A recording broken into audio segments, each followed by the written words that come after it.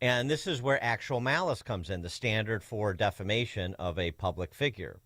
You have to knowingly say something that is false, or knowingly in the sense that a reasonable person must have known that what they were going to say was false. Now you layer on the fact that you're accusing, even though it's a civil case, it was a civil case, you're accusing the former president of rape, which in the public's mind is felonious activity.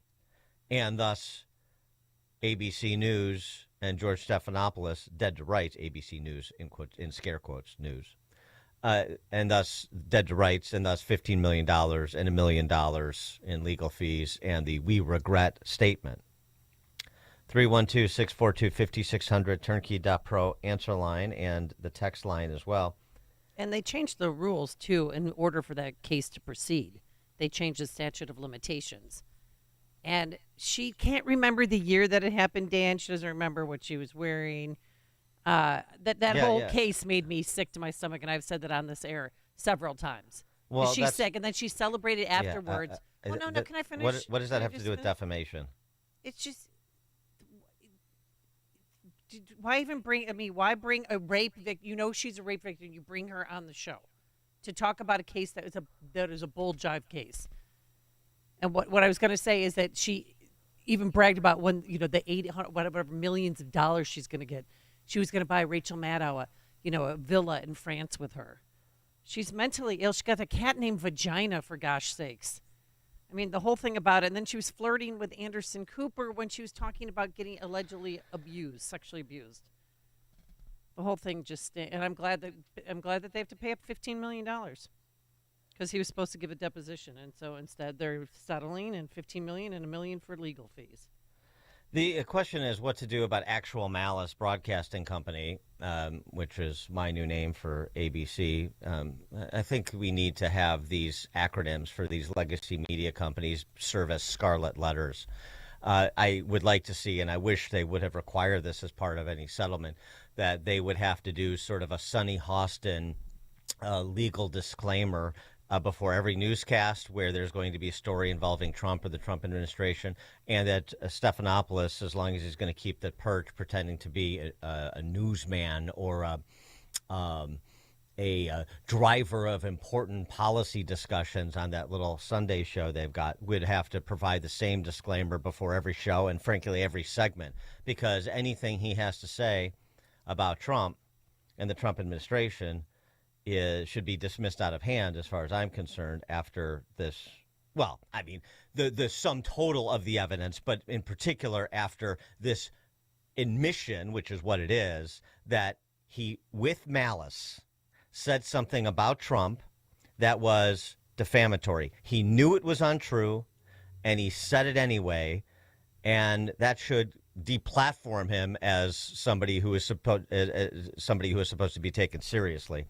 312-642-5600, turnkey.pro answer line. Somebody else could be in the crosshairs. I hope this rises to the level of Trump world. Who could be in the crosshairs for a defamation claim by Trump? The entire staff of MSNBC? No.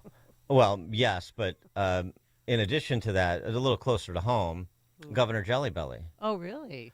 Because Governor Jellybelly had this to say about Trump shortly after the failed July 13th assassination attempt this past summer.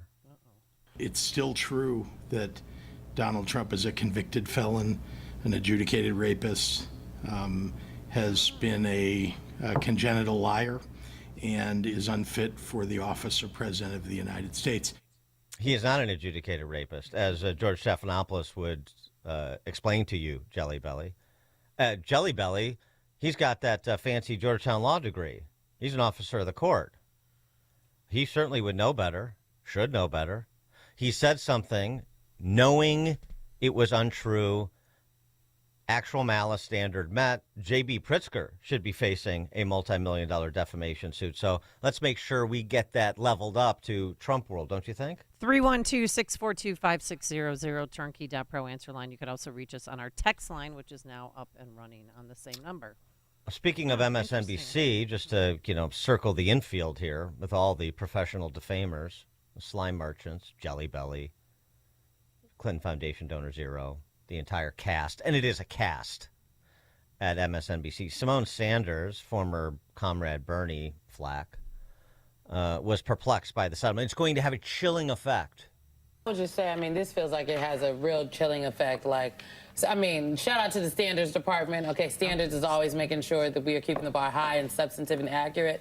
But what George Stephanopoulos said in that interview, I mean, it seems to hold up with what the judge said after the fact. And now his news organization and himself, George Stephanopoulos himself, is paying $1 million of his own money to the lawyers, and ABC $15 million. It's insane. MSNBC having a standards department is like a child having an imaginary friend. The standards department doesn't exist because Simone Sanders or this alleged standards department still can't do the basic legwork to go back and look at the jury verdict in the civil case. And let me just repeat one more time. Did Miss Carroll prove by a preponderance of the evidence that Mr. Trump raped Miss Carroll? No, is the jury's conclusion in that case based on the evidentiary standard of a civil trial. It couldn't be any clearer. It is not unknowable. And yet the willful blindness, the repetition, it shows you just how much they are sharing one brain and how little they're interested in making sure we get things substantively correct. That's a punchline, Simone Sanders. Well, stand-up comedian. Yeah, that's funny. What about George Stephanopoulos? I mean, I can't believe he's not suspended or fired. And the producer who booked Nancy Mace, I mean, they're trying to be provocative with that segment anyway. But they're liars. No consequences for his actions? Craig in Mount Greenwood. Hey, good morning, Dan and Amy. I'm looking for, all right. So you know how they use that excuse that there was not the standing a lot of times with Trump because he's a political figure and all that. It's all a bunch of baloney because there's so much lying and scheming against Trump. But the January 6ers stand out to me because those are normal, everyday people, a lot of families there and everything. They've been so damaged and everything, becoming political prisoners. There should be all kinds of suits against every one of the individuals, including those D.C. police that are actually brown shirts for Pelosi. They all need to be sued for what they've done to innocent people. Thanks, Craig. Christine in Indiana. Hi, Christine. Oh, hi. Good morning. I have a question. I've been charged with criminal charges because I've been harassed by the first floor tenant, and he stole my gun back in July 2024, and I moved out from that apartment on September. So before I moved out, he went and told the police that that he was in the basement laundry room, and that I had a gun, and I was pointing the gun at him, which was a lie because I only lived there like 7 weeks. And Susan, I mean Christine, we're up against the clock, so I got to get to your question here. Point. Yes, the question is that I saw the videos that he sent where he's stalking me. There's no videos. There's nothing against me. And the attorney, they still want me to do community hours when I'm not in fault. I don't know. So I'm asking you, I heard you in the morning that you said that there's no evidence, there's no proof, there's nothing because nothing happened. It's just his word. And thanks, Christine. Sorry, I mean, I don't know enough about the particulars of your case to offer any legal advice. Sorry about that. Coming up at 5:38, we'll we'll stick on this topic in a sense. We'll take your calls on the announcement of this settlement and the Trump defamation case. ABC News, the $15 million payout, but want to fold in other examples of what the D.C. press corps is doing in response to Trump's victory, and now even against the backdrop of this bombshell settlement that was announced over the weekend. That's at 5:38. But now let's head into the newsroom and say good Monday morning to Mike Scott. Hi, Mike. 5:33, 45 degrees, very heavy fog, and Homeland Security Secretary Alejandro Mayorkas says Americans shouldn't be concerned, he believes, about a recent surge in drone sightings. We want state and local authorities to also have the ability to counter drone activity under federal supervision. Minnesota Democrat Senator Amy Klobuchar wants more transparency on the issue. The administration has repeatedly assured people that they are safe. However, one, we need a briefing for the members of the Senate to figure out what's going on here. Two, we need more transparency. 2 men have been arrested after allegedly flying a drone dangerously close to Boston's Logan Airport amid fears over drones flying over many parts of the Northeast. Several thousand people could be dead after a French island was hit by a cyclone. Here's Fox's Jonathan Savage. Cyclone Chido brought winds of up to 140 miles an hour to the island of Mayotte. I was screaming, admits resident Jean Balloz. I could see the end coming for me. Officials say the number killed could reach several thousand. Mayotte is in the Indian Ocean off the east coast of Africa. It's one of the poorest parts of France, and many of its 300,000 residents live in shanty towns. One Red Cross worker reporting most of the slums have been totally destroyed. Jonathan Savage, Fox News. California trying to recover from a 1-2 punch of extreme weather and other phenomenon. Saturday afternoon, a tornado tore through Scotts Valley south of San Jose. That's a rare event. Later on, a not-so-rare event, a 5.3 magnitude earthquake struck Northern California. Apple is reportedly working on a foldable iPhone, maybe a foldable iPad. According to multiple reports, the tech giant said to be looking at launching those devices sometime in 2026, maybe 2027. Mayor Brandon Johnson's efforts to pass the city's 2025 budget failed on Friday and face continued resistance as city council members reconvened this morning. Alderman Brian Hopkins. They don't have me. I'm not convinced at this point that this is the right thing to do. But there's 50 aldermen, and if they get to 25 votes, the mayor's going to break the tie. So they're pretty close right now, and it's possible they can get there. A desperate Johnson revised a $68.5 million property tax hike plan, replacing it with a $40 million debt plan and a few staff cuts. Alderman Ray Lopez says Johnson refused to cut more staff, and if he does that, everything else is going to go up. We're going to see almost 100 new speed cameras. You're going to see an increase in city stickers, residential parking, booting, all of those. You're going to get an increased tax on your grocery bags from 7 cents to 10 cents. Every bag you use, your Netflix bill is going to go up. Critics argue the plan increases financial risk and fails to address needed spending cuts. Johnson ally Alderman William Hall insists the mayor is listening. What we wanted was zero property tax increase. We got that. What we wanted was a more leaner Chicago. We got that. And participatory budgeting, though it's different, this is the way to the future. We have to let voices be at the table. The city must finalize a budget by December 31st. Police are investigating after a man was found dead with a gunshot wound in a Little Village alley over the weekend. No arrests have been made. Former Illinois House Speaker Democrat Michael Madigan's lawyers say they will subpoena witnesses for their case, which is at least partially funded now by Madigan campaign dollars. Former state representative and convicted tax evader Eddie Acevedo is slated to testify today. A battle in the NFC North on Monday Night Football. Vikings and Bears will clash from Minneapolis. Teuvo Teravainen had a goal and 2 helpers. Blackhawks beat the Islanders 5-3 at the UC. College hoops, Northwestern beat Georgia Tech. Loyola's undefeated season is over.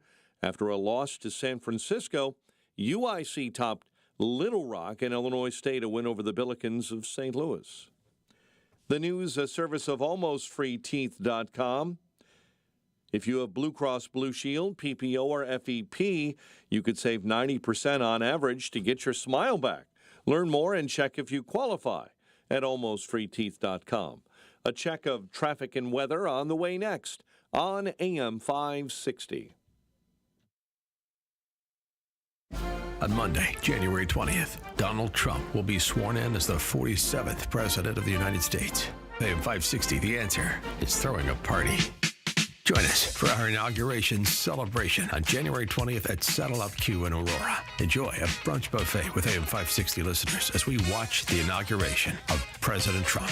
Tickets are on sale now at 560theanswer.com/Trump47. That's 560theanswer.com/Trump47. Amy Jacobson and Dan Proft here, and we want to tell you about our 2024 Food for the Poor campaign. If you've listened to this station and to our show for any length of time, then you already know about Food for the Poor. They're a nonprofit, faith-based organization that provides food, water, medicine, clothing, and life-saving supplies directly to local partners in Latin America and the Caribbean. We all know how bad the situation is right now in Latin America and the Caribbean. For many families, the cost of food has simply become prohibitive, leading to sickness and starvation. The only thing standing between these families and starvation is Food for the Poor. But in order to get this food to those who need it most, Food for the Poor needs your help. Your one-time gift of just $50 can provide life-saving food for a child for an entire year and provide their community with access to water. To give a gift of any amount, just call 844-862-4673. That's 844-862-4673. Or you can visit 560theanswer.com/foodforthepoor or just click on the Give Life banner. The Christmas season is the most wonderful time of the year. But for Chicago's police, fire, and EMS, it can be challenging. Long nights on the beat and daily reminders of lost colleagues and friends can weigh heavily on the mind. R.J. Ullman Company, a commercial HVAC contractor 50 years invested in the building up of the city of Chicago, has partnered with the Well Resource Center, a local nonprofit organization on a mission to build up the health and well-being of our sometimes forgotten first responders and their families. Mental health is mental wealth. The Well offers enriching and meaningful weekly events for men and women. We encourage both the city's first responders and donors to visit the Well Resource Center online at thewellrc.org for more information. That's thewellrc.org, or simply drop by the club, 6160 West Higgins in the 16th District. Merry Christmas from your friends at R.J. Ullman Company and The Well.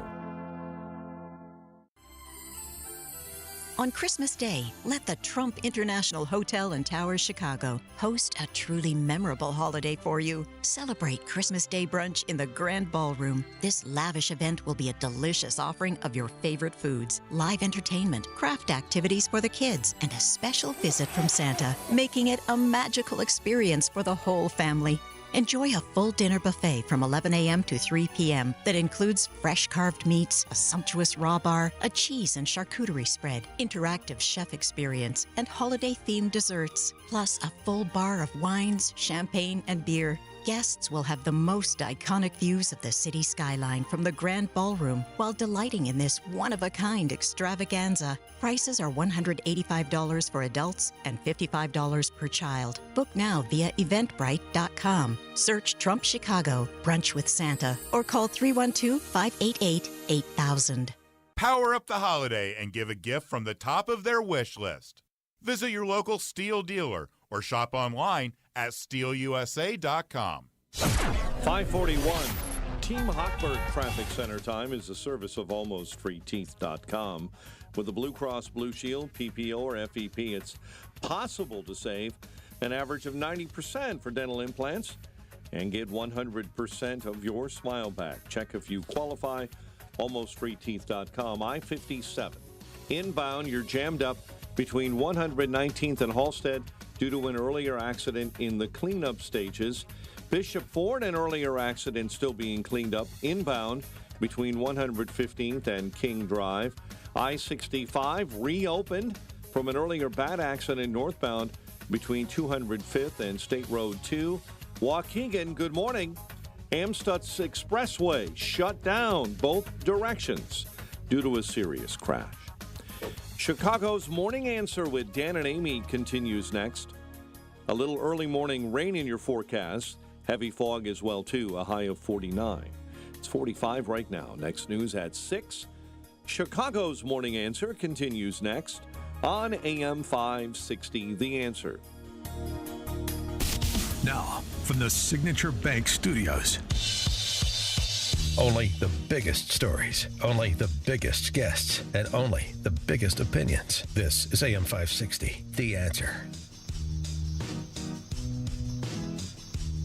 Top of the morning, Dan and Amy. We were talking about the announcement over the weekend that ABC News had settled the suit, the defamation suit that President Trump filed against ABC News and George Stephanopoulos for knowingly and falsely accusing him of having been found guilty of rape by a civil jury in the E. Jean Carroll case.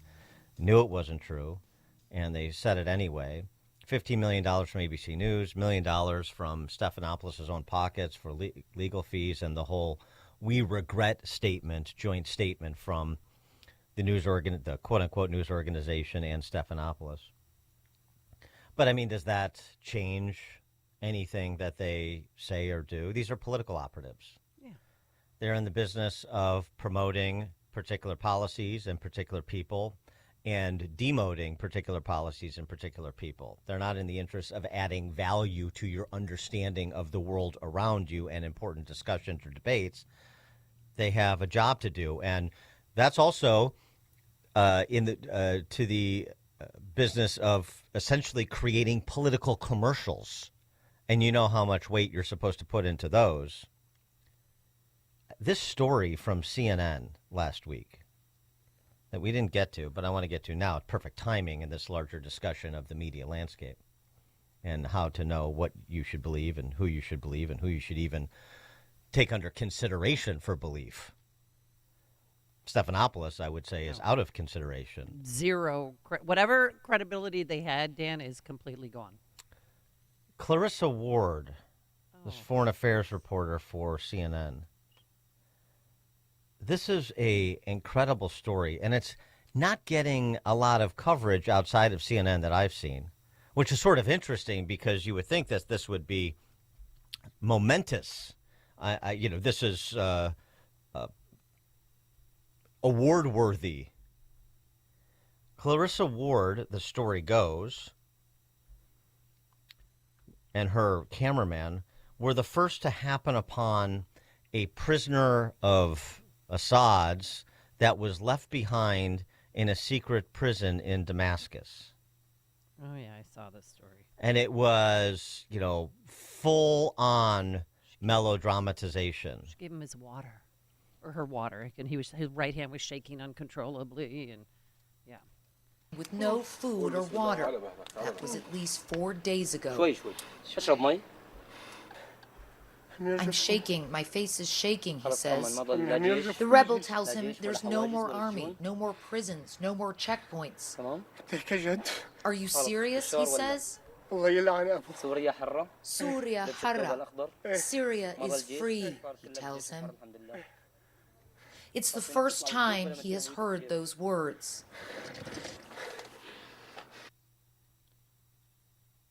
The Air Force Intelligence Headquarters, where what you just heard, took place, had been freed since the 7th of December, about 4 or 5 days before Clarissa Ward showed up. So what we're supposed to believe is that the CNN journalist visited the secret prison in there that's been cleared for 4 to 5 days, only to miraculously find a prisoner somehow left behind. No food or water during that time. Most humans can't survive without water for 4 to 5 days, especially if it's without food either, and in stressful prison conditions. At the very minimum, as one person observed, they would have extremely dry, cracked lips and mouths, severely sunken eyes, very tight grayish skin, and they wouldn't be able to speak coherently, none of which was the case with this man. Very, very difficult to believe. She also reports in this story, the guard makes us turn off their camera off while he shoots the lock off the cell door.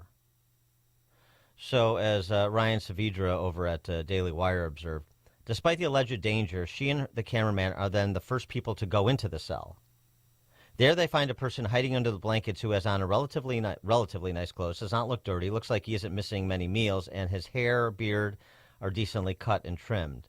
This clip seems suspicious, and there are a lot of questions that need to be answered. He just happened to be the only person who got left behind in that large, clean cell when presumably everyone else went free earlier in the week. I mean, I don't know, but Well, it looks a little it looked, well, when I watched it, it seemed very staged yeah. to me because you're right. He was clean. His clothes were clean. He didn't look emaciated. He didn't look like he was suffering. I mean, his hand was shaking, but I don't, that could be, who knows what that could be from. But This is the stuff of Brian Williams, you know, and that this also repeats itself. I mean, among the many pathologies in politics, well, you find the same ones in media, the same moral failings, the same sort of vainglorious personalities. They're heroes. They need to be heroes. Intrepid journalists going into war zones, war-torn countries. CNN was there. Clarissa Ward reporting from Damascus. Uh-huh. Yeah, and that's what they did, too. Coming up, CNN exclusive. Like, she's saving lives. We should support journalists because that's what they do, Dan. They're heroes. Right. Yeah. There are betters. They should be listened to. All the lies. I can't remember Without the Brian question. Williams lie. Oh, what was that lie? Oh, my God, I'm going to have to look it up. Pete Hegseth and ProPublica. They had a story, well, they were pushing a story, that Pete Hegseth falsely claimed he had been admitted to West Point. Justin Elliott, a reporter from ProPublica, reached out to Hegseth's lawyer about the story.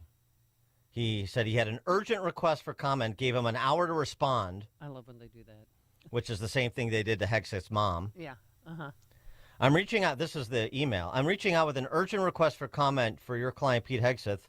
We're moving quickly, so please let me know if you or he would like to comment as soon as possible. Our deadline is in 1 hour.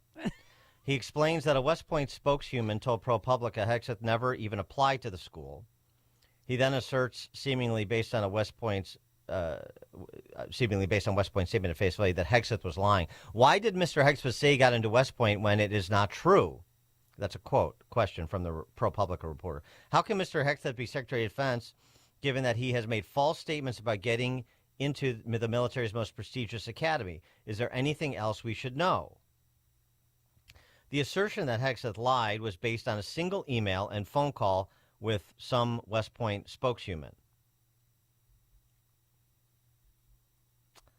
The problem is that Hegseth posted his acceptance letter online. He did get in. And so the response from ProPublica is that we didn't run this story because journalism. Oh, my God. Uh-huh. Yeah, we didn't run this story. This is what journalism looks like, we're told. We didn't run this story because journalism. We had no basis to make those allegations in the first place in the form of a question. We didn't run the traps on that statement at all. We try to put Hegseth in a corner, 1 hour to respond, because otherwise we'll go with the story and say we reached out for comment to Hegseth and he declined to comment, and then let's see what happens with the story. We'll just, it's spaghetti against a wall. And if it turns out to be false because of our shoddy investigative standards, well, then, we'll do we regret.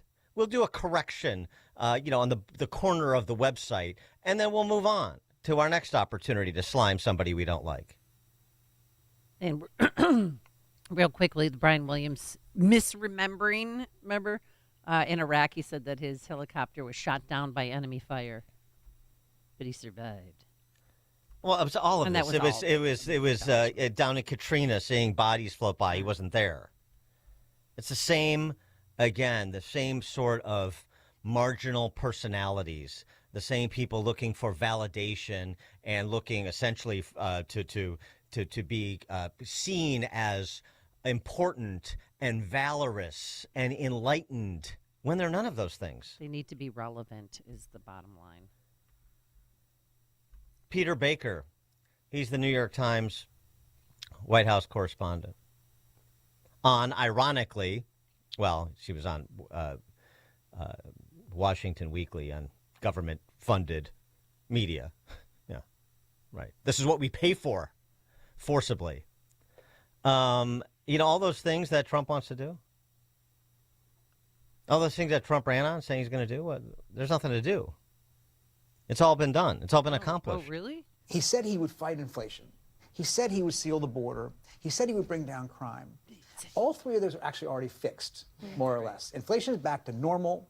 Prices haven't come down, and you don't actually want prices to come down from where they are now because it gets you to deflation. But inflation. But people are still feeling that. There is still a problem. It is a problem, but the problem is you can't. The solution to actually bring prices down is not actually what any economist would advocate you do. They would want you to moderate the inflation rate, which has happened, and make wages go up, which is actually happening, right? The border crossings now are at the low point to where they were when Trump left office. And crime, which he says is sky high and he's going to fix, is actually at a years-long low. So he actually, in some ways, is inheriting a situation very adverse to what he said he was going to be fixing because it's already at a place where he needs to fix. So therefore, he has to demonstrate progress. So he can do what he wants on building the wall, but he's not going to bring those border numbers down a whole lot further. So he has to go after people who are already in the country. That's why you hear him focus on deportation, because the border itself, actually, right now, after Biden's belated, policy changes, has actually kind of been tightened at this point. These people.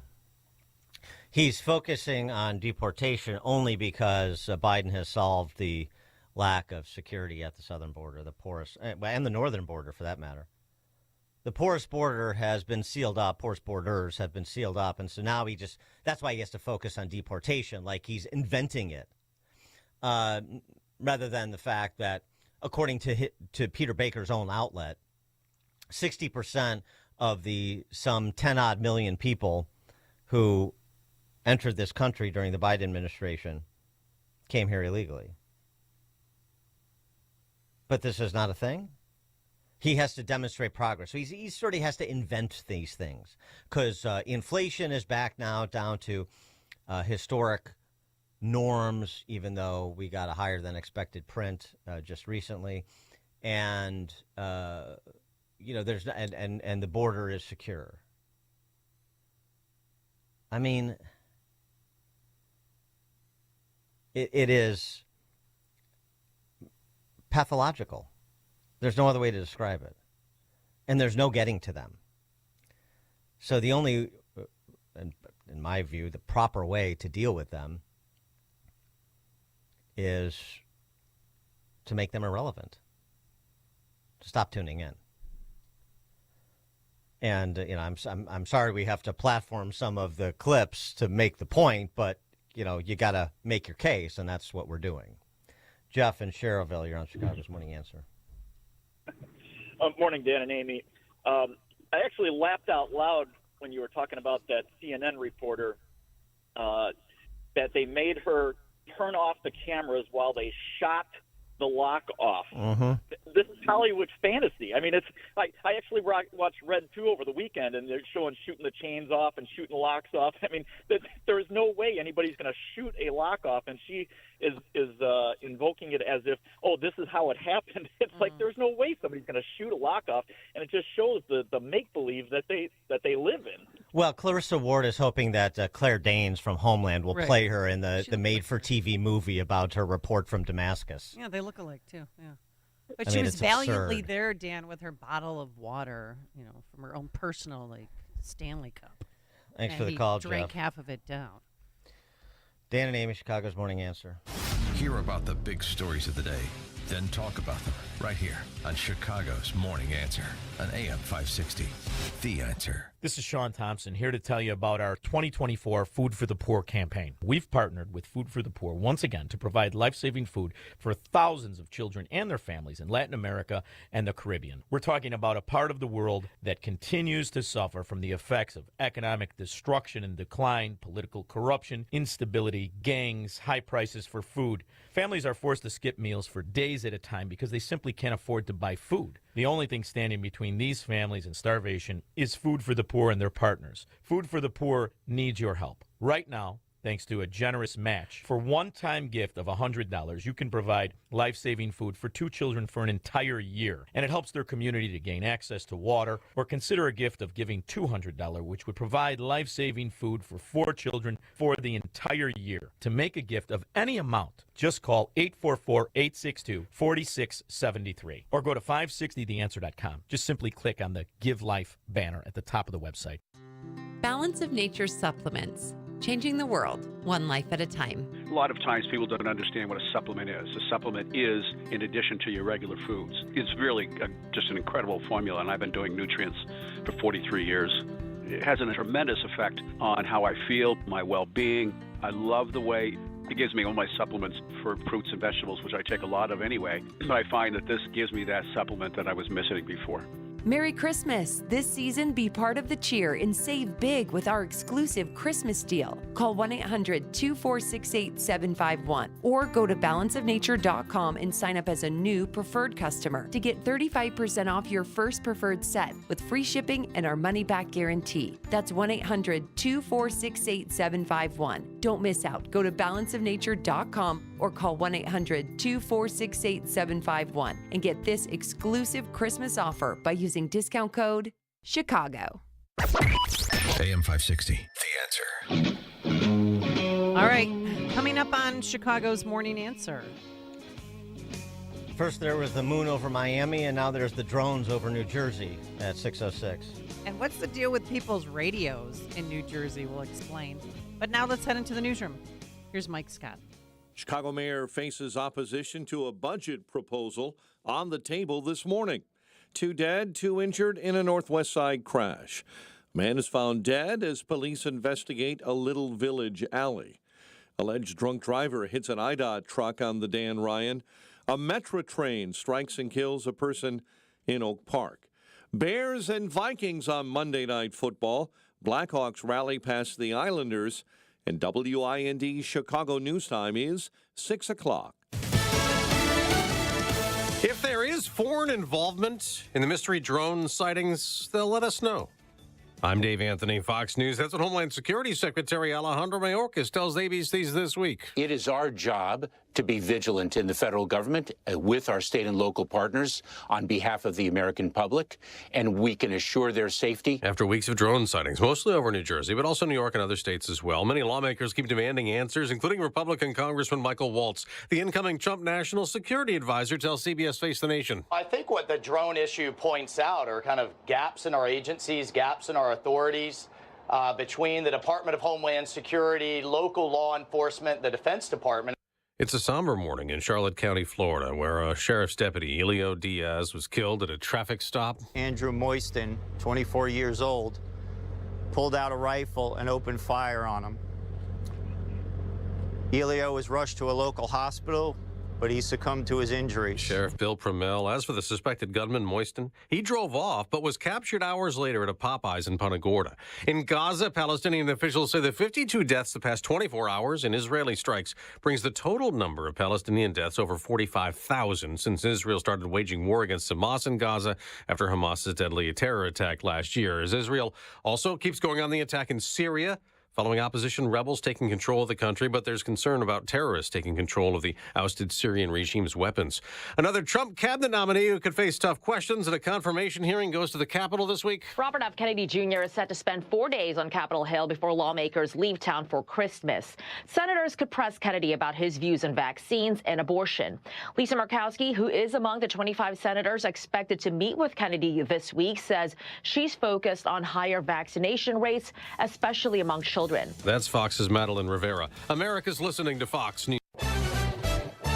45 degrees, a misty and foggy morning at 6:02 on AM 560. The Answer. Good morning. I'm Mike Scott. Mayor Brandon Johnson's efforts to pass the city's 2025 budget failed on Friday and face continued resistance this morning as City Council reconvenes. Alderman Brian Hopkins. They don't have me. I'm not convinced at this point that this is the right thing to do.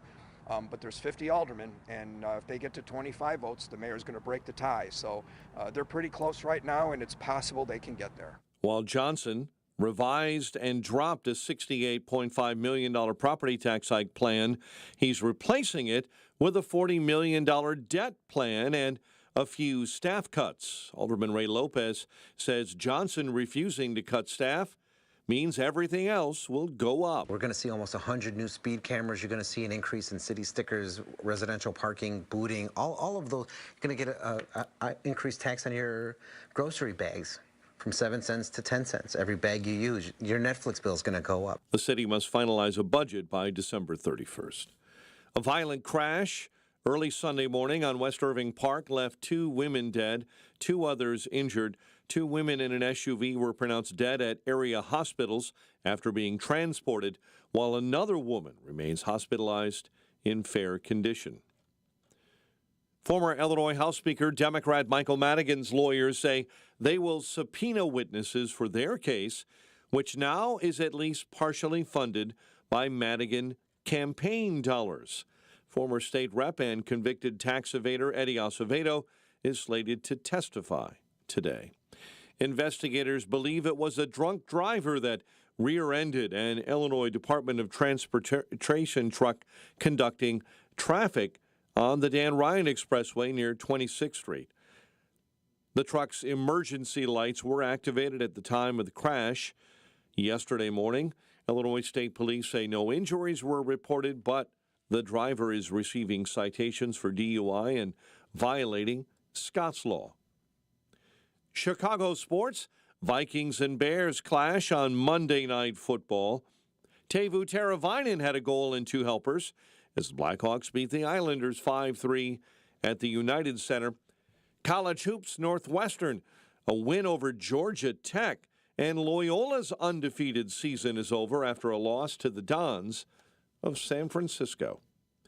The news, a service of Valdecas Windows, for the discerning homeowner looking for high-quality and professional-level window replacement service. Contact Valdecas Windows, your award-winning, platinum, elite, Pella-certified contractor. Valdecas.com. A check of traffic and weather on the way next on AM 560. Dr. Sebastian Gorka explains his duty. This is a very different Trump administration. Whoever he brings in, whichever portfolio they're given, whether it's people at a lower rank like myself running counterterrorism in the White House, we will be executing the vision, the America First platform, the MAGA agenda of the man chosen. America First with Dr. Sebastian Gorka. Afternoons at 3, right before Sean Thompson at 4 on AM 560. The Answer. Tasty Catering invites you to come together this holiday season and celebrate with great food and great company. Since 1989, Tasty Catering has been planning memorable holiday office parties all over Chicagoland and bringing your team together this year in the spirit of the season. Their delicious holiday menu at tastycatering.com features all the amazing appetizers and entrees, savory side dishes, and decadent desserts that you'll need for the ideal holiday office party. From elegant plated dinners to casual company buffets and festive cocktail hours. Stop by their Elk Grove Village Kitchen and meet their award-winning catering family and sample some of their new and classic holiday menu dishes. The experienced holiday events team is ready to take you step by step through the planning process, simply and stress-free. Don't delay. Call Tasty Catering at 847-593-2000 or view the holiday menu online at tastycatering.com. That's 847-593-2000. tastycatering.com. Holidays. Gather, eat, and enjoy together. The Tunnel to Towers Foundation welcomed U.S. Army Specialist Brent Menard into a new mortgage-free smart home in Florida. Now, while on a road clearance mission in Afghanistan, Brent's vehicle was blown up by an improvised explosive device. Brent became a T4 paraplegic. Tunnel to Towers built him a specially adapted smart home that allows severely injured heroes like Brett to live more independently. We hope you'll donate $11 a month so this great work can continue. Just go to their website, the letter T, the number 2, the letter T.org. Hey everyone, it's Ted from Consumer Cellular, the guy in the orange sweater, and this is your wake-up call. If you're paying too much for wireless service, you don't have to keep having that nightmare. Consumer Cellular has the same fast, reliable coverage as the leading carriers for less. And for a limited time, new customers receive their second month free when they sign up and use promo code SECONDFREE by January 26th. So why keep spending more than you have to? Seriously, wake up and call 1-888-FREEDOM or visit consumercellular.com. Taxes, fees, and other third-party charges will apply. See website for additional details. Wesley Financial Group is not a law firm. If you own a timeshare, don't miss this public service announcement from Chuck McDowell, founder of Wesley Financial Group. If you receive an unsolicited phone call or mail piece to discuss selling, renting, or especially canceling your timeshare, don't fall for it. If you really want out of your timeshare, hang the phone up immediately or throw that mail piece in the trash and contact your timeshare resort or Wesley Financial Group for assistance with your timeshare. As the only Inc. 500 timeshare cancellation company, our knowledge, experience, and results has made Wesley a trusted resource for over 40,000 families we've helped get out of their timeshare. Give us a call, and I'll send you our timeshare exit information kit free with the straight facts about your timeshare and all of your options for cancellation. Call for your free info kit, 800-839-8484. 800-839-8484. 800-839-8484. 6:08, Team Hochberg Traffic Center time, and this update is service of Woodland Windows and Doors in Roselle. I-55, Will County, an accident. Southbound 55 at Blodgett Road. A semi went off the roadway carrying about 50,000 pounds of lettuce. Insert joke here. Inbound Bishop Ford. We have a delay between 111th and the Dan Ryan Expressway. And in Waukegan this morning, the Amstutz Expressway, Route 137, closed in both directions this morning between Grand and Greenwood due to a serious crash. Brighten your home and make your rooms in your house look bigger and better with larger windows or patio doors. Visit woodlandwindows.com to book your consultation today. Chicago's Morning Answer with Dan and Amy continues next. AM 560 Weather Center forecast with Steve Williams. A dense fog advisory is in effect this morning. Areas of fog with rain, otherwise clouds and breezy. High today 49. Cloudy tonight, tomorrow. Low tonight 32. High tomorrow 41. A few flurries Wednesday. High Wednesday 35. I'm Steve Williams on AM 560. The Answer. At O'Hare, cloudy and 45. Clouds and 47 at Midway. Fog across the area. Bit of drizzle to the south in Lansing and Kankakee. Your next news at 6:30. Chicago's Morning Answer continues next on AM 560, The Answer. Now, from the Signature Bank Studios, this is Chicago's Morning Answer with Dan Proft and Amy Jacobson on AM 560, The Answer.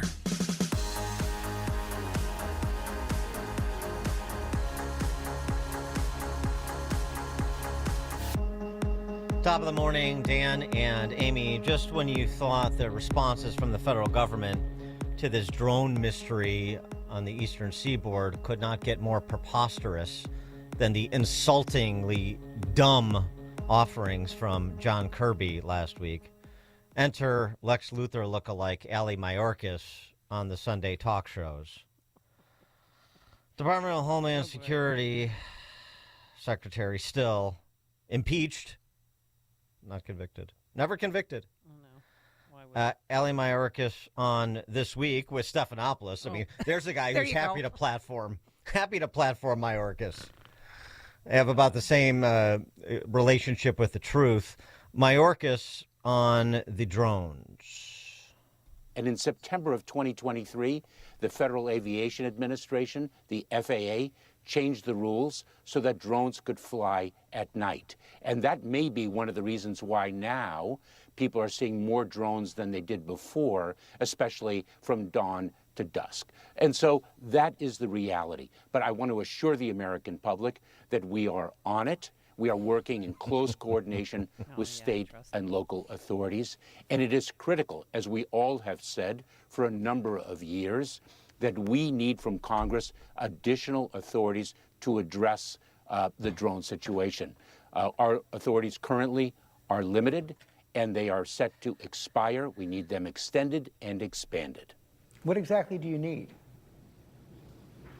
We want state and local authorities to also have the ability to counter drone activity under federal supervision. That is one important element that we have requested, and we've heard it echoed by the state and local officials themselves. Their hands are tied. They need FAA reauthorization and expanded federal power in order to pluck one of those drones over New Jersey out of the sky. That's what we're told by Ali Mayorkas. And Ali Mayorkas, isn't he the same dude, Dan, that said the border was secure and closed while tens of thousands of people were crossing over it? Yeah, nobody trusts the government. Nobody trusts him. And residents in New Jersey are getting a little antsy. I mean, it's a security threat to the whole world, so I don't know how they could say that. Why haven't they, found the origin of the drone? I don't know why that's a hard thing to do. And apparently there's high-tech equipment now on the way to New Jersey and New York to try and find answers, per Kathy Hochul and Chuck Schumer. They're going to get to the bottom of it, despite what Mayorkas says. Mayorkas said we need expanded authority to animate state and local to have, under federal supervision, to interdict drones that are suspicious. Well, I hate to break it to Ali Mayorkas, but that's already happening in New Jersey. News Nation reporter Rick McHugh went out with an Ocean County sheriff who launched their own drones to try to get some information about the unknown drones. Yeah. Take a listen. I got to be honest here. You know, when this story first came out a few weeks ago, as a resident of New Jersey, as a journalist, I didn't pay it much credence. I thought it would turn out to be a bunch of pranksters and this would all be over by now. The experience I had last night, however, changed the way I feel about this story completely. What I saw was more sophisticated than I ever imagined. Take a look. 1, 2, 3, 4, 5, at least 5 lights, 6 lights. I didn't believe what I was seeing. But what was I seeing? We're here in central Jersey. We've been looking for the past hour. I think we've seen about 40 or 50 of these drones. In fact, there's one over my shoulder right there. One after another, these drones appeared in the night sky. If you look real close, they look like fixed-wing aircraft, about 8 to 10 feet wide, colorful, white blinking lights. That is not a plane. Definitely not an airplane, but what was it? Hours earlier, I was invited to join the Ocean County Sheriff Department. They launched their own drones to see if they could intercept the mysterious aircraft New Jersey residents have been reporting in recent weeks. The department says these mystery drones evade detection because they don't give off heat like regular drones. Why do you think that is? We don't know. It's just something that we haven't, it's not something that we've had our hands on. It's not something that we've experienced. Something they hadn't experienced until now. One of their officers called 911 after seeing 50 of them come off the ocean. Advised after we made contact with that officer that there were 50 that came off the ocean. 50? 50.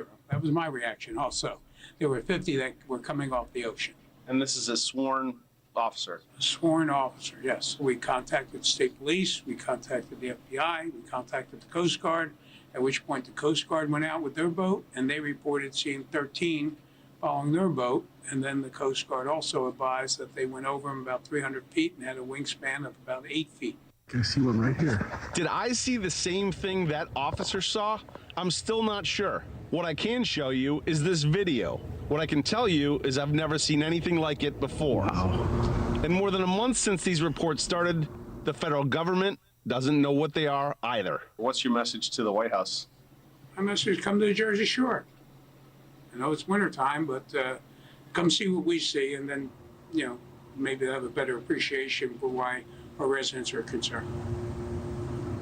Yeah, and you can stay with Snooki in the situation. 312-642-5600, turnkey.pro answer line and text line.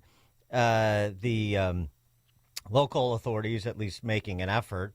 We have, I don't know, what's the spend between the Pentagon and Department of Homeland Security? About 824 billion. Well, more, not the combined. It's about 1.4 trillion probably, and they can't figure out how to figure out what these drone formations are or are not? Well, here's how we know they're involved, because they're trying to make us feel, or not us, the residents of New Jersey, that they're crazy.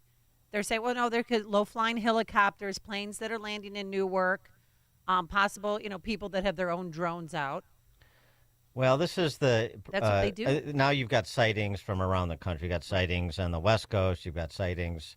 I heard, actually, my Uber driver over the weekend saw some drones, he says, here in Southwest Florida. I mean, so, we've talked about this before. When you don't get straight answers from the government and instead, frankly, you get responses that are intended to humiliate you, it spawns conspiracy theories. So I really don't want to hear a rehashing of Project Bluebeam or whatever the pet conspiracy theory is. I just want to focus on the government's response here and what we know and what we don't know and what we should know. Mayorkas, again, this is a classic Mayorkas answer, and just classic sort of government commissar type of response to the problem here. We believe that there are cases of mistaken identity where drones are actually small aircraft and people are misidentifying them. There very well may be drones in the sky, of course, but those are commercially available. One can go into a convenience store and buy a small drone. There are also commercial drones as well. But we know of no threat or nefarious activity. And I want to repeat, Wolf, that if we learn of any cause for concern, we will be transparent in our communication of it. The thing that's humiliating about those types of responses, you got the same thing from Kirby, a month into these sightings and raising the issue and the 911 calls, and you heard from the local law enforcement contacting FBI and Coast Guard and so forth, is that this is not unknowable. The idea that you can't get an answer, that you have to engage in the sort of supposition that somebody without the massive power and resources that the federal government has is completely ridiculous. And then Mayorkas, when he's, as you heard, he moved over from Stephanopoulos to Wolf Blitzer to criticize the government, like Congressman Jeff Van Drew did from New Jersey, is to insult the experts. And that's something that you will not do on Ali Mayorkas' watch. First of all, we have experts, and he should not diminish the extent of their expertise and the extent of their dedication to the well-being of the American people. These are individuals who dedicate their careers to the safety and security of the United States of America, number one. Number two, it's not as though anyone can just take down a drone in the sky. That in and of itself would be dangerous. Do you have the authority to shoot down drones? Our authorities are very limited. That is precisely why we have gone to Congress to expand those authorities. Our authorities are limited by the United States Coast Guard in the maritime environment, the United States Secret Service in its protection of our national leaders, the U.S. Customs and Border Protection with respect to the border. We have various authorities that are discrete to the particular missions. We can't just shoot a drone out of the sky. That's completely absurd. Again, intended to humiliate you. How dare you question the experts? You get the hi hat, and then you get the, we've got these lines of demarcation with other agencies with respect to our power. Well, he did the same routine when it came to border security, when it wasn't a crisis until it became a crisis. It was always the same routine. It's always sort of the blame shifting, and our hands are tied, and we need more money from Congress, and we need more power from Congress. Here's an idea, Allie. This didn't occur to Wolf Blitzer. Of course not, because he's not there to add value to the viewer. He's there to platform Allie Mayorkas' propagandizing. So if that's true, let's just say it's true for the sake of argument. Is it impossible for the Department of Homeland Security to coordinate with respect to all of these other agencies and their respective areas of authority to acquire one of the drones, to go send something up there or send somebody up there and secure one or more of these drones, a la Chinese spy balloon, and do some investigation and make some determinations and then give credible adult answers to the public? Is that just beyond the capacity of the most powerful government in the world? 312-642-5600, turnkey.pro answer line. You can also text us on the very same line. And, it's not lost on local legislators in New Jersey, and this spans the political spectrum, too. Yeah, it's... Yeah. Even some on the left are getting tired of having to defend the indefensible. But this is a Republican, but it gives you a sense of what the local legislators in New Jersey are saying. New Jersey State Senator John Bramnick, who has called for a state of emergency, which may be a little over the top, but it's a way to get people's attention. And by people, I mean the federal government. This started as some questions, and now it's reached a point of almost insanity. You think about a United States senator who has to go out with the local police to look for drones. That's where a United States senator is getting information. We had a briefing from the state police, the colonel in the state police. He was frustrated. He had no idea where these drones are coming from. Not only did I call for a limited state of emergency and the FAA shutting down the airspace for drones, but also having the Department of Defense come in and answer questions. If the Department of Defense doesn't know where the origins are for these so-called drones, then we're in trouble. We always thought that if there was something in the air the size of a car, that the Department of Defense would know where it came from, what its origin was, and what its purpose was. Now you have a United States senator going out with the local police, to look for fireworks at night? That is scary. Right. And to Bramnick's point, of course, Alan, you can't just shoot down a drone. Yeah, you can. Yeah, particularly if it's in restricted airspace. So, as Bramnick said, prohibit drone activity and the airspace in which where they've been identified. And then if you need some predicate to shoot down the drone, there you have shoot down one of them, then you have it. The point here is all those experts that Mayorkas is talking about, those dedicated men and women, blah, blah, blah. Yeah, fine. Okay, so get your experts at the ready, have a plan, go execute it, and tell us what we should know. This is linear. This is not complicated. And now you got Senator Cory Booker, Chuck Schumer. They're demanding a briefing on the drones over their airspace. Forget a briefing. Figure it out. Report back. Yeah. And they started November 18th, and the only day they took off, they meaning whoever is doing this, maybe the aliens, was on Thanksgiving. Mm-hmm. So we'll see how they act on Christmas and Christmas Eve. They come in peace. They do, and they're taking over the radios. Joe in Arlington Heights. Good morning. They probably were, the people in the upper levels of government were probably at DEI training during the time they were supposed to be studying protection against unidentified drones. Seriously, what's befuddling about this are the fact that these drones have running lights on them. The lights, like transponders, are there for other vehicles, others to see them, for safety in the air and safety on the ground. Why do these drones have lights on if they didn't want to be seen? If they were nefarious, they wouldn't have lights on. Our Reaper drones in the battlefield, they don't have lights on them so the enemy can see them. So something's really fishy about it. So they don't have the FAA required transponders, but they have the FAA required lights. This doesn't smell right. Thanks for the call, Joe. The radios are hijacked? Okay, so I know you guys already think I'm crazy, but concerned citizen who has a pretty substantial amount of followers said that hundreds of New Jersey residents are reporting that their radios have been hijacked. And as you mentioned, no, aliens are talking to each other, Dan. This is scary stuff.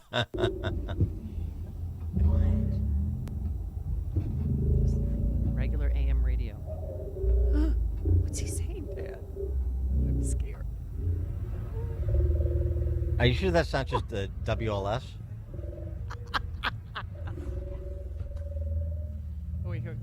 Wait, they're talking more. With somebody else's car radio. No,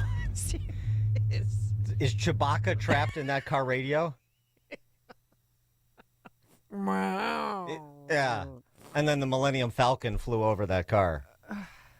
Okay. Is 106.7. They said that that's normally in the this was two Fridays ago, and they turn on the radio, and that's the sound they heard.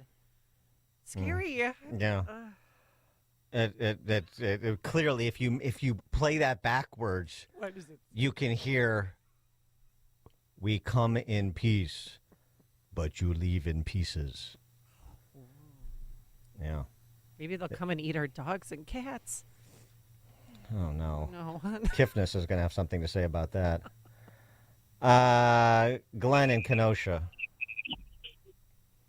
Yeah, why don't you guys just go ahead, Dan, and contact Gordon Chang? China is planning some type of an attack. This is just a distraction. What is so difficult about that? Yeah, thanks for the call, Glenn. Not so sure about that. Dawn in Naperville. So you come on a TV show and you're not ready to give answers to questions like why, where, who, what, and then you make other people feel like they're stupid for asking the questions that you're not providing the answers to. That's the baseline problem. You're not providing the answers. Yep. That's not a problem. That's a strategy. That's how they've lived their lives the last 4 years. Exactly, their entire administration. But I have a question, Dan. You're a pilot. Don't we have protected airspace? Yes. I mean, what he's saying doesn't make any sense. So you're telling me we don't have protected airspace? There's no protection over the air? No, there is Yeah. protected airspace. There's restricted airspace, and I don't pretend to know the airspace in New Jersey off the top of my head. So where the drones are flying, I don't know if they're over any sensitive targets or they're in airspace that would interrupt commercial flights, things like that, where you start to get into restrictions. So, but I mean, thanks for the call, Don. I mean, it like all that stuff. It's just none of it matters. It's like we're trying to make this more complicated than it really is because the answer is right there. The lights are on. Go get it. Go get it. I mean, you've got the sheriff's police looking at it with a News Nation reporter saying, "Yeah, here they are," and they don't provide a heat signature. So when we send our drones up, they sort of disappear and we can't track them. Okay, fine. We have more sophistication in terms of equipment and personnel than just the sheriff's department, the county sheriff's department in New Jersey, trying to figure this out on the fly with what they can marshal together in drone technology. I mean, that's why this is so just absolutely insulting. And again, as I say, what is the purpose of Soviet propaganda? And this is a close approximation of it, the left and this administration and the Associated Press Corps. They're political operatives that pretend to be journalists. And there is the point is humiliation. The point is exactly what Dawn said, is to make you feel stupid for asking commonsensical questions and demanding commonsensical answers. And don't you dare question the experts. You heard from Mayorkas, and we're working on it. And don't you just trust us and stop asking questions. And that's silly. And you're a conspiracy theorist. And you're an extremist. And you're the one creating danger. How dare you? That's the game. It's the game on every issue. We've seen it again and again and again. And then don't forget, too, there is restricted airspace. In Boston, they arrested 2 kids for allegedly flying a drone near the airport. Well, of course. They arrested a guy we mentioned on Friday when we were talking about this with Brett Baer. They arrested a Chinese national in California for flying a drone over a military installation in California. Of course. Yes. Doug and Oswego. Yeah, I think it all comes down to Bigfoot. Bigfoot's probably laughing his butt off right now at all You this. think Bigfoot's behind it? Well, what about the Loch Ness I think we're gonna. Well, it's just a cousin, yeah. But Bigfoot, we're gonna find out about Bigfoot when we get to the bottom of all this. That's it. Could be. I mean, it could be a chupacabra, shapeshifter. George Naperville. Yeah, why didn't Mayorkas reassure the American people by saying, as God is my witness, I thought turkeys could fly? All right, George. Coming up at 6:36, I mean, this is sort of the lighter side of news, although there are some security implications. I can understand why New Jersey residents are concerned. We'll talk a little bit more about that at the top of the hour with Stephen Bucci, from former Pentagon official. But at 6:36, a little sports and politics with Caitlin Clark and the new $750 million man, Juan Soto. 6:36. I don't know what to do with my Caitlin Clark shirt, but now let's head into the newsroom.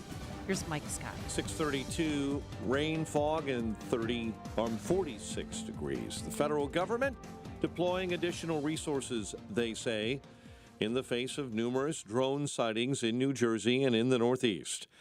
Senator Chuck Schumer calling on DHS to deploy drone detection technology. If the technology exists for a drone to make it up into the sky, there certainly is the technology that can track the craft with precision and determine what the heck is going on. Homeland Security Secretary Alejandro Mayorkas on ABC News. There are thousands of drones flown every day in the United States. Recreational drones, commercial drones. That is the reality.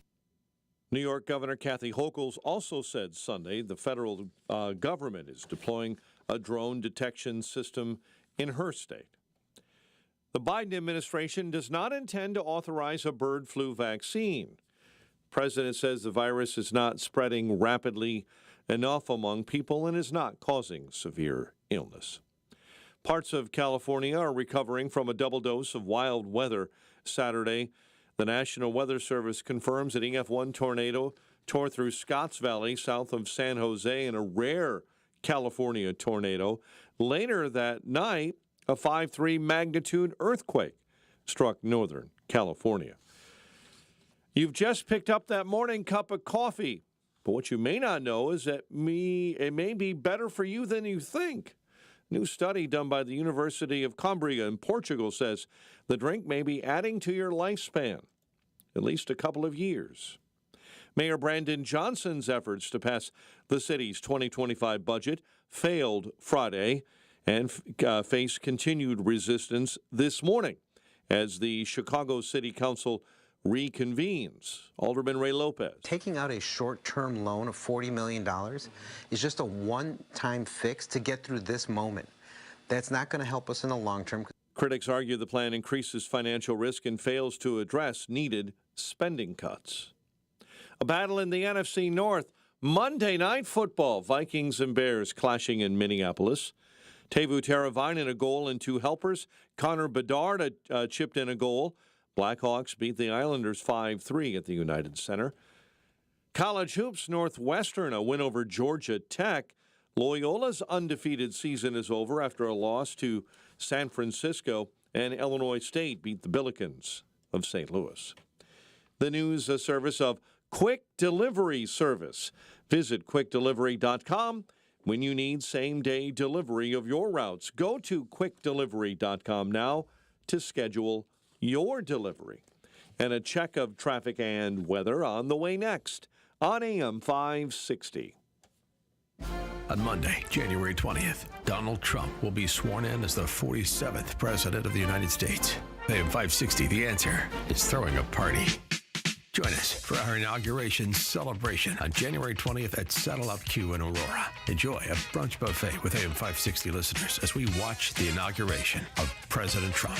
Tickets are on sale now at 560theanswer.com/Trump47. That's 560theanswer.com/Trump47.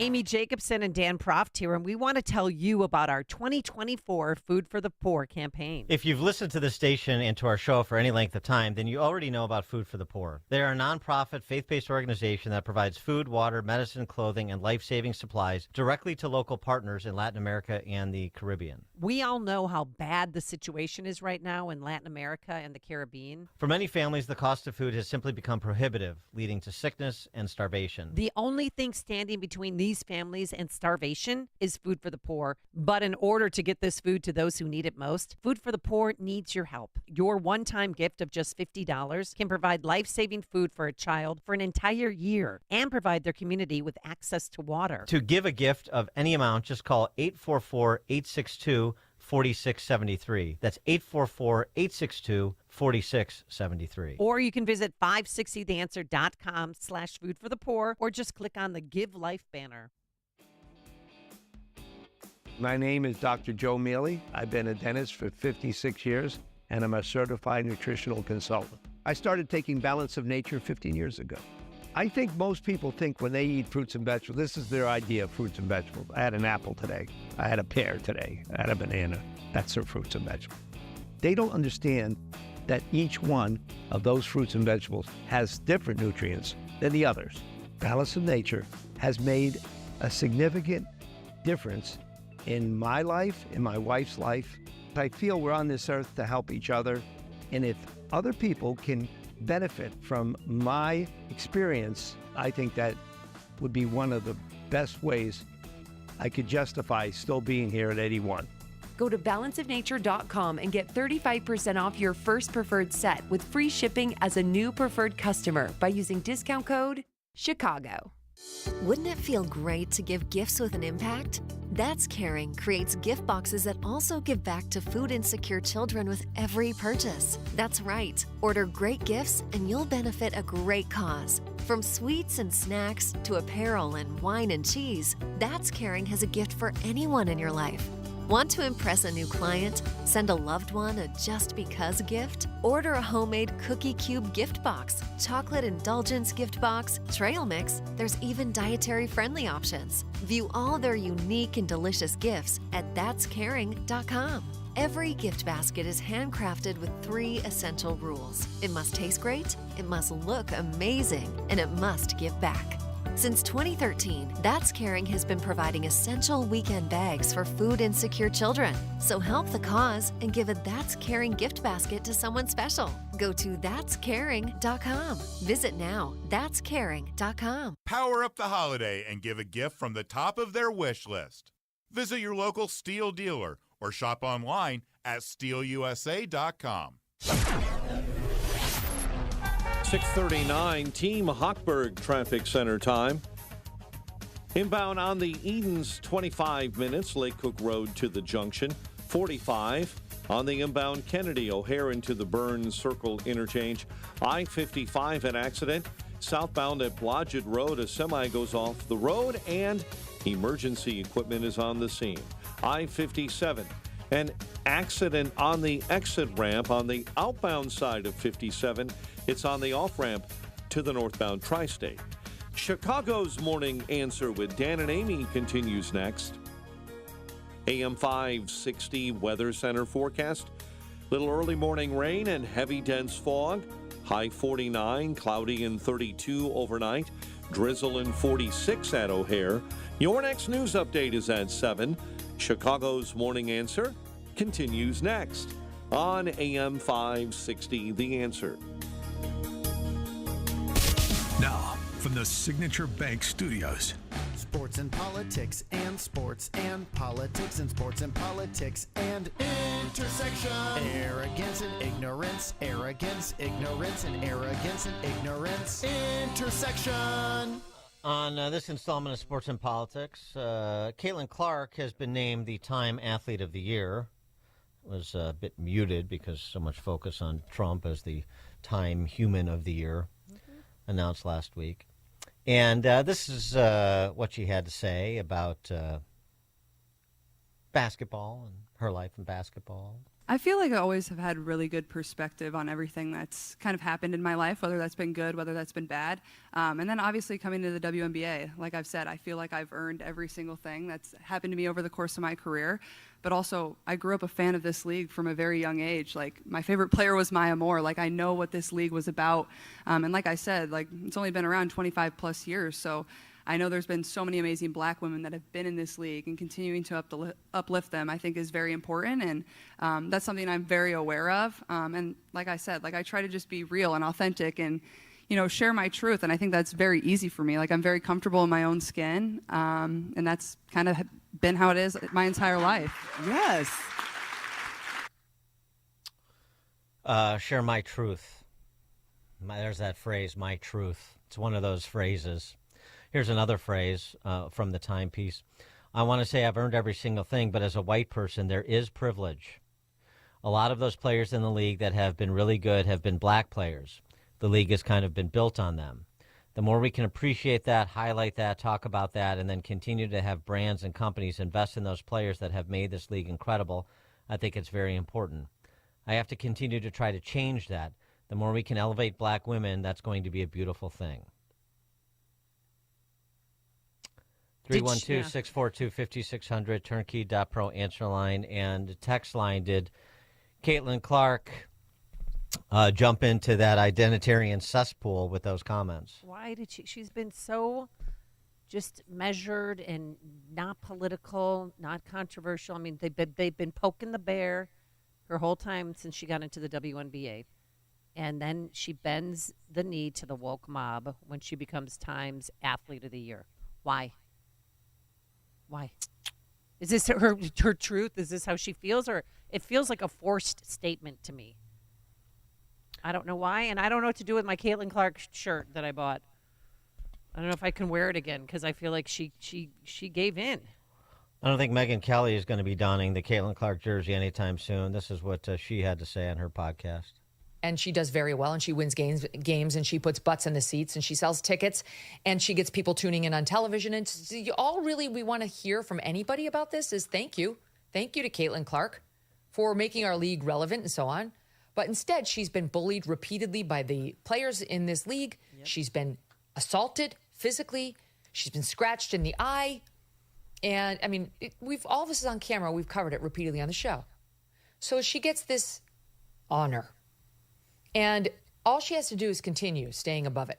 Thank you. I'm grateful. Yep. Love being in the WNBA, and I love my colleagues who I play with, my teammates. That's it. Instead, she decides to go racial. And what she says is she feels the need to acknowledge her white privilege. Basically, she's sorry she's white. She feels really bad about it, though, so you should give her a pass. And then she makes a point of saying, the ones we really need to be celebrating are the black women on whose backs this league was built, which I have to tell you is so condescending. It really is. It's true that most of these black women have been bullying her and want her to understand it's their league. Hello, you don't own the league. Blacks don't own the league, just like whites don't own tennis or golf. Nobody owns the league. This is America. Anybody can play if they're good enough. But they want her on the knee. You'll bend the knee and you'll apologize for being white, and you will suck up to the black women who built this league before you, or you will be beaten. You will be assaulted, and you will be bullied with no friends. So she does it. She finally did it. She bent the knee, self-flagellated over white privilege, and look at the black women in this league. And I have to tell you, if I were a black woman in that league, I think I'd say, screw you.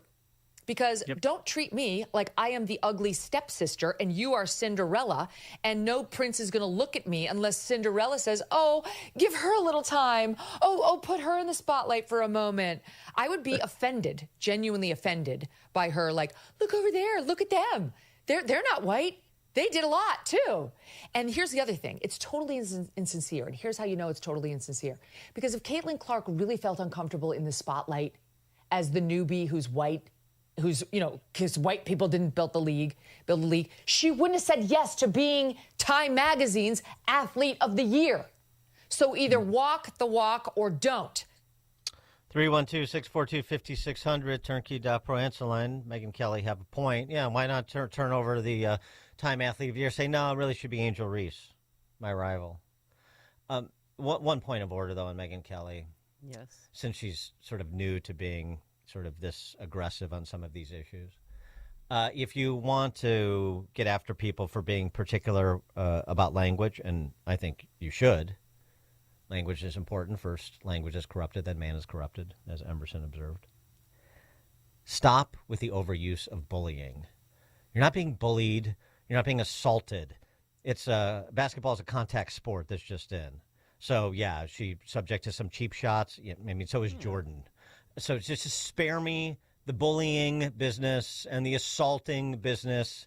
It's a tough racket being a professional athlete. Stop crying about it. or crying about it on behalf of Caitlin Clark. It's Maybe annoying. Mega's never thrown the rock before. Yes, thrown the rock. You know what I'm saying? Yes, as a great Hit the basketball hardwood, commentator yes. once said. Well, yes, really. Megyn Kelly, does she have a point, though, otherwise, outside of the bullying business? Yeah, I mean, I'm just disgusted. I'm so disappointed in her and what she has done. I mean, her whole fan base is 8 to 18-year-old girls, mostly white, who love and watch her because she's an accomplished player, because she was the WNBA Rookie of the Year, because she's good and she's fun to watch. And then she does that and apologizes for her white privilege? The best response I saw to this was Riley Gaines tweeting out, the funniest thing I've heard all week is that professional basketball is riddled with white privilege. Yeah. It is rather ironic, isn't it? Yeah. By the way, I mean, Scott Jennings got into this with the whole CNN panel, too, which we'll get to in a moment. But even with Caitlin Clark, I mean, WNBA still doesn't make any money.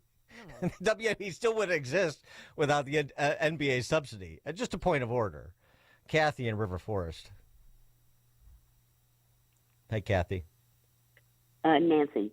Oh, hi, Nancy. Oh, Nancy. All right. Our screener says you're Kathy, so you're going to have to go with Kathy. I don't think Caitlin went far enough. Okay. She needs to take the knee to the LGBTQ community as well and invite all the trans women to play and acknowledge all the lesbians that were before her. Very good, Nancy / Kathy. Thanks for the call. Yes, right. What about hetero privilege? Very good point. Yeah. Because that's the funny thing that young Caitlin apparently doesn't understand, is that you can never satisfy the extortionist, can you? And these identitarians are extortionists. They're political extortionists. This is unclear. It's unclear to Caitlin, unfortunately. Text message, Dan and Amy Clark has fallen to the Taylor Swift syndrome. Yeah. Celebrity does that. You know, it addles people. It atrophies the mind. Corey in Woodlawn.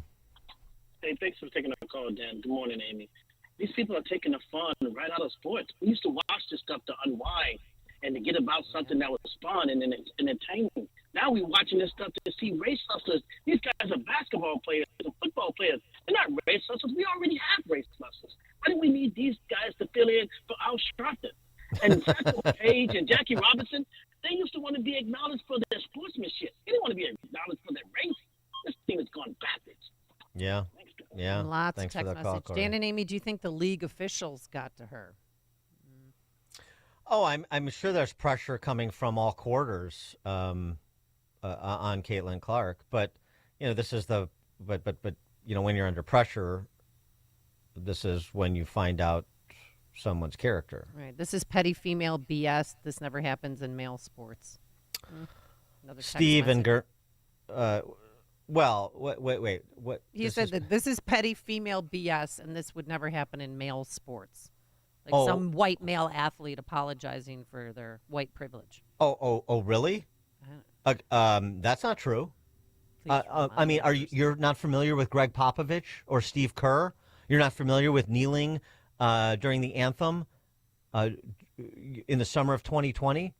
NBA, NFL, MLB, Black Lives Matter, clothing and patches and inscriptions on helmets and shoes. There is no quarter, male or female, that has been insulated from this identitarian madness, and it's despite Trump's election, is far, far from over. Mm-hmm. Stephen Gurney. I was going to say that Larry Bird would never step up to the mic and say something like this at all, or Tony Kukoc. But yes, Steve Kerr, I agree. He would do it because he swallowed the woke pill. Yeah, right. I mean, that's what I said. It's about character. Juan Soto, who just signed that $750 million contract with the Mets. Yeah. This D-bag. And of course, his agent, Scott Boras. Why is he a D-bag? I don't know too much about this guy. Well, Soto's agent, Scott Boras, By the way, Soto has not talked to any of his Yankee teammates. He had not talked to them since the season ended when they lost to the Dodgers in the series, and then he was a free agent and signed with the Mets for that ungodly amount of money. Soto's agent, Scott Boras, touched on how the Dominican star was irked by several players' political views, particularly their support for Donald Trump. Before Game 3 of the World Series, Aaron Judge and Anthony Volpe walked into the clubhouse donning Trump gear. He found that offensive to Latino Americans. We found several comments at his Madison Square Garden rally very offensive, Scott Boras said. He's talking about that stupid joke that Tony Hinchcliffe told. To see his teammates condone that behavior certainly affected them. Bye, Juan. That's what I'd say if I was Aaron Judge. Bye, Juan. Can't help themselves. But they, and for people that are a lot of people that are athletes or celebrities, they're not particularly well educated. Some are, many are not. They're not particularly thoughtful about anything other than their area of expertise, and that's not exclusive to professional athletes. That's a lot of people in a lot of different professions. And so they're very susceptible to what they believe the cultural zeitgeist is. And the cultural zeitgeist in the West and in America is you are your identity.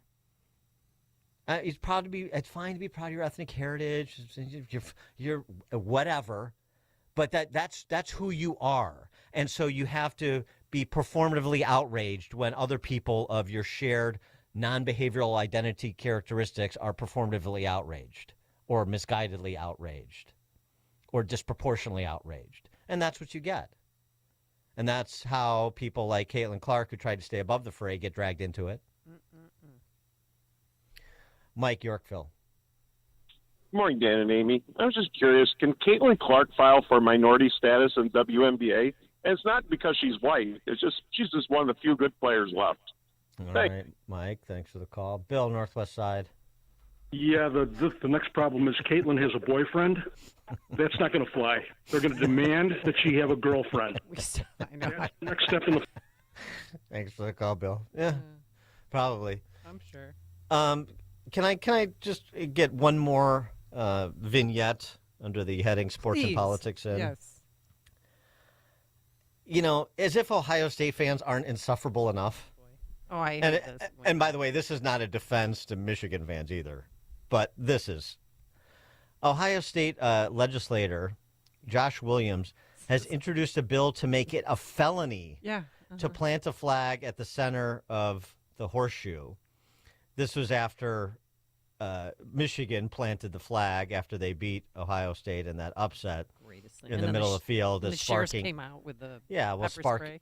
Sparking a melee, then the pepper spray. It wasn't just the flag; it was the melee that ensued. Right. A fifth-degree felony for planting a school flag, or apparently any other flag. What about the American flag? At the horseshoe. I mean, please stay out of it. Politicians, would you just stay out of it? You can attend, but please don't legislate in the arena of sports. Dan and Amy, Chicago's Morning Answer. You're listening to Chicago's Morning Answer with Dan Proft and Amy Jacobson on AM 560. The Answer. This is Sean Thompson here to tell you about our 2024 Food for the Poor campaign. We've partnered with Food for the Poor once again to provide life-saving food for thousands of children and their families in Latin America and the Caribbean. We're talking about a part of the world that continues to suffer from the effects of economic destruction and decline, political corruption, instability, gangs, high prices for food.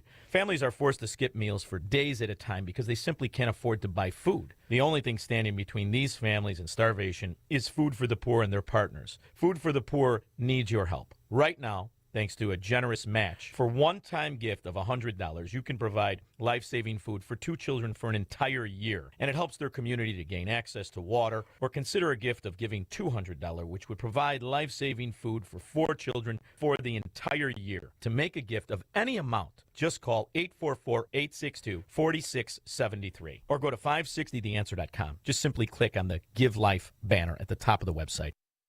All right, as a member of your family headed to college soon, paying for college and avoiding long-term student loan debt has never been more challenging. And attorney Ray Kaplan at Kaplan Law Firm is here to help you and your family make informed decisions and plan smarter for college. by navigating and understanding all available student loan options. Don't go it alone. Step up your family for financial success. Plan college expenses together with attorney Ray Kaplan, a Kaplan law firm. Schedule a consultation today by calling 312-294-8989. That's 312-294-8989. Or you can fill out the contact form online at financialrelief.com. That's financialrelief.com, Kaplan Law Firm. Balance of Nature supplements, changing the world, one life at a time. Balance of nature makes a difference in my well-being and how I feel and everything. It's true. It makes a difference. If you take balance of nature, you have a happy day because you just feel a little better. It's like a restaurant in New Orleans. Her famous saying was, when you come to our restaurant, you leave a little happier than when you got here. And that's what balance of nature does. It lets your day be a little happier than it would be without the balance of nature. Merry Christmas! This season, be part of the cheer and save big with our exclusive Christmas deal. Call 1-800-246-8751 or go to balanceofnature.com and sign up as a new preferred customer to get 35% off your first preferred set. Don't miss out. Go to balanceofnature.com or call 1-800-246-8751 and get this exclusive Christmas offer by using discount code CHICAGO. Signature Bank is Chicago's fastest growing independently owned business bank. They're a bank with roots right here in Chicago, and their decisions are made locally too. I'm Dan Proft, and I know this because Signature Bank is my business bank. Hi, I'm Mick O'Rourke, President and CEO of Signature Bank. We'd like to wish you happy holidays from our Signature Bank family to your family. Signature Bank helps local businesses succeed. Let Signature Bank turn your business vision into reality this holiday season. Visit signaturebank.bank, member FDIC, equal housing lender. Signature Bank is Chicago's fastest growing independently owned business bank. You have a true partnership with a team that is invested in your success. I'm Dan Proft, and I know this because Signature Bank is my business bank. I'm Kevin Bastuga, co-founder of Signature Bank. There's no better place to be for the holidays than Chicago. Signature Bank is wishing you a safe, healthy, and happy holiday season. Signature Bank helps local businesses succeed. Let Signature Bank turn your business vision into reality this holiday season. Visit signaturebank.bank, member FDIC, equal housing lender. AM 560, The Answer. Hey, Dan, real quick. Caitlin Clark's boyfriend is Connor McCaffrey. His dad is the men's basketball coach at Iowa. Yeah, he played at Iowa. Yeah, he played too. Washington Mystics owner Sheila Johnson said the entire league should be honored by time rather than just Clark. For what? For what? For being in a league that doesn't make any money? The 2 games against Clark by the Washington Mystics accounted for 31% of the entire year's attendance for the Washington Mystics. But how about just sending her a thank you note? But again, Caitlin Clark made it worse by empowering this sort of idiocy. And now I have to get rid of my T-shirt. All right, coming up on Chicago's Morning Answer. I've unscrambled the radio signal from the aliens in New Jersey. We'll go over it with Stephen Bucci at 7:07. Today it's going to have rainy conditions, a high of 49 degrees at 7 a.m. WIND Chicago.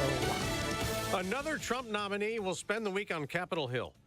I'm Dave Anthony, Fox News. Robert F. Kennedy Jr., who is the president-elect's choice to be Health and Human Services Secretary, he'll meet with 25 Republican senators this week ahead of what could be a contentious hearing next year. He is, of course, part of the most famous family of Democrats in our nation's history, and yet none of these 25 senators are Democrats. Instead, the strategy for the transition team seems to be shore up the right flank, minimize Republican defections, and try to keep the focus on improvement. That's Fox's Peter Ducey. The Senate's Democratic Majority Leader Chuck Schumer wants better drone detection after all the mystery sightings in New Jersey and his state of New York, calling on the government to use improved technology. 360-degree technology that has a much better chance of detecting these drones. Homeland Security Secretary Alejandro Mayorkas says they're providing improved technology to New Jersey and New York as lawmakers in those states demand more information about who's flying these drones.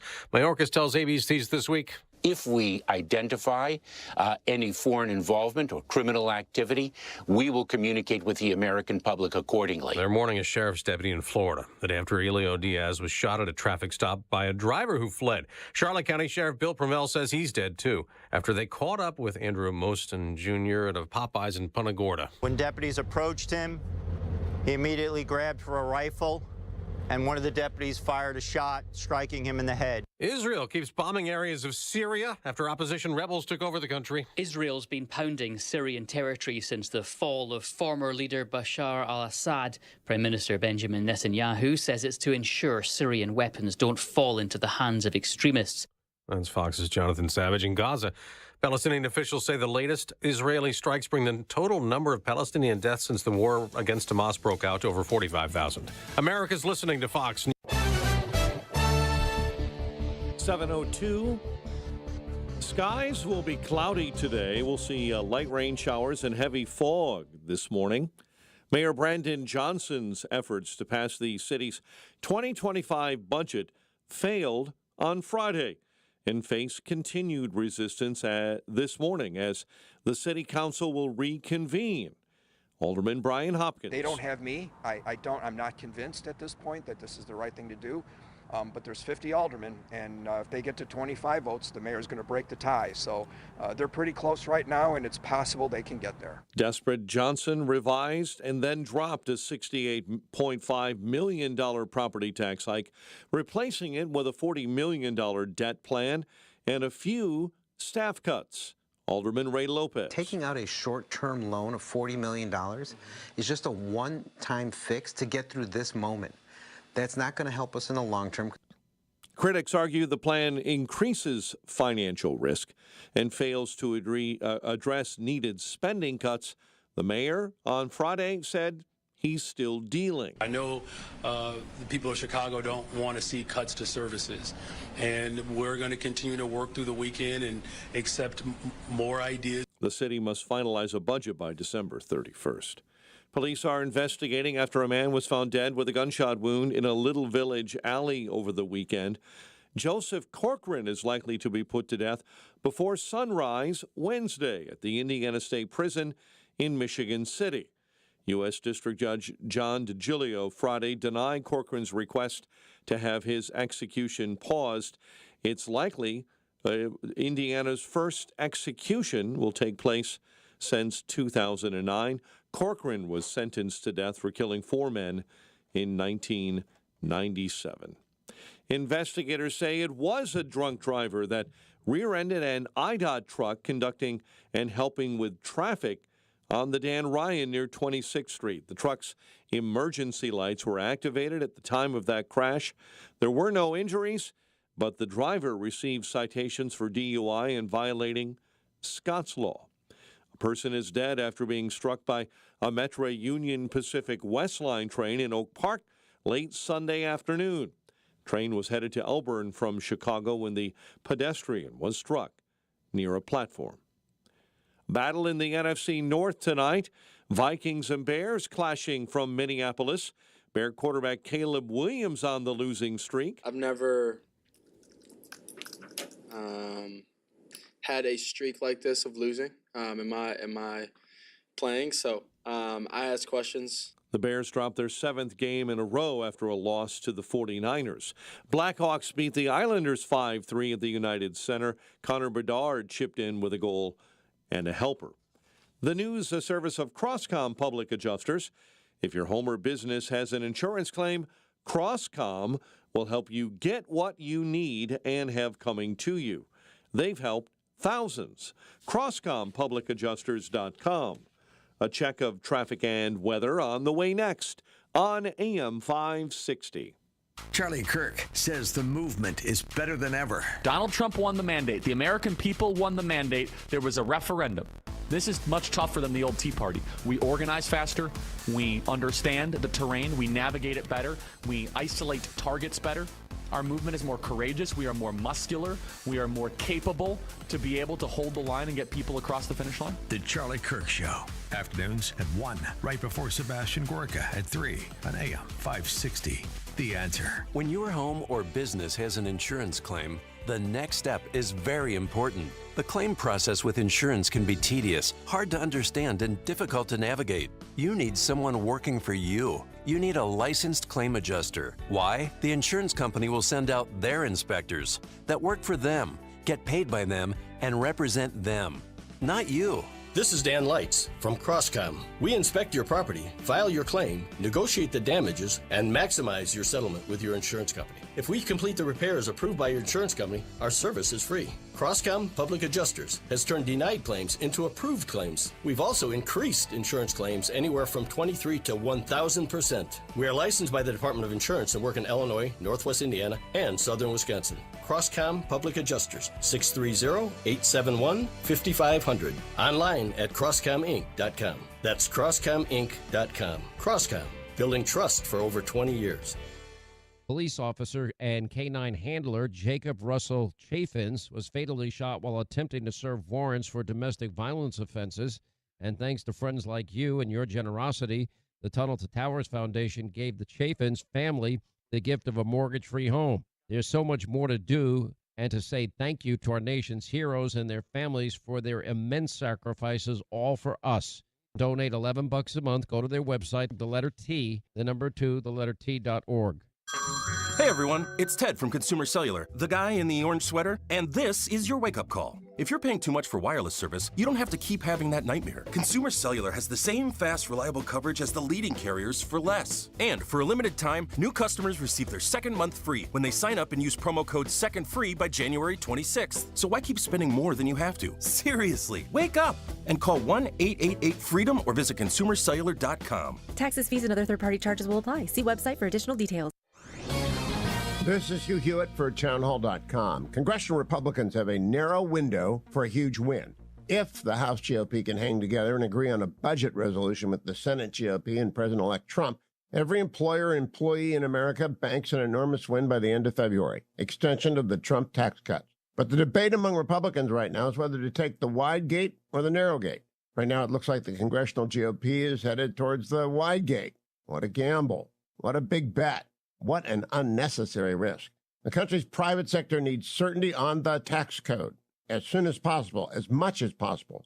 Trump wants a second Trump boom, the sort of economy he was presiding over before COVID stalled the world for 2 years. It's all right here for the taking, but the congressional GOP has grown hesitant to demand of itself the discipline to do it all right now. It's a big gamble to wait. The congressional GOP ought to go for the big win right now. I'm Hugh Hewitt. 7:09 Team Hochberg Traffic Center time, and this update is the service of AlmostFreeTeeth.com. On the roads, an hour 5 on the Kennedy inbound O'Hare into the Circle interchange. Southbound 55 dealing with an accident. Now for the last 90 minutes, southbound right at Blodgett Road, a semi went off the road there. Emergency equipment is on the scene.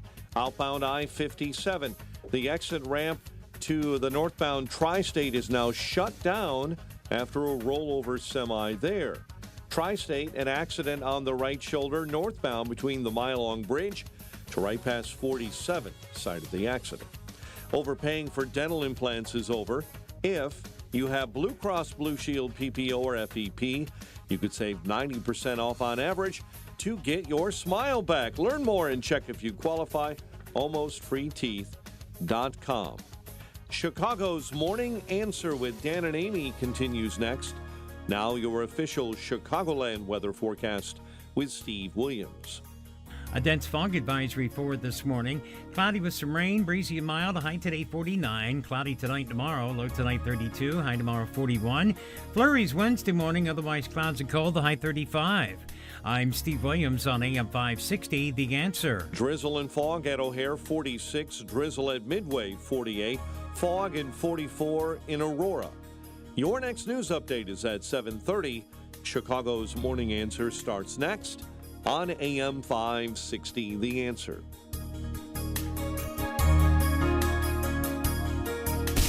Now, from the Signature Bank Studios, this is Chicago's Morning Answer with Dan Proft and Amy Jacobson on AM 560, The Answer.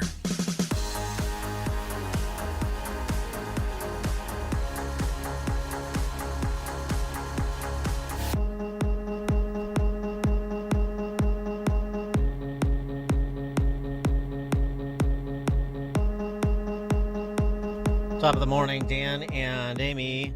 Department of Homeland Security Secretary and Lex Luthor impersonator Ali Mayorkas on the Sunday talk shows.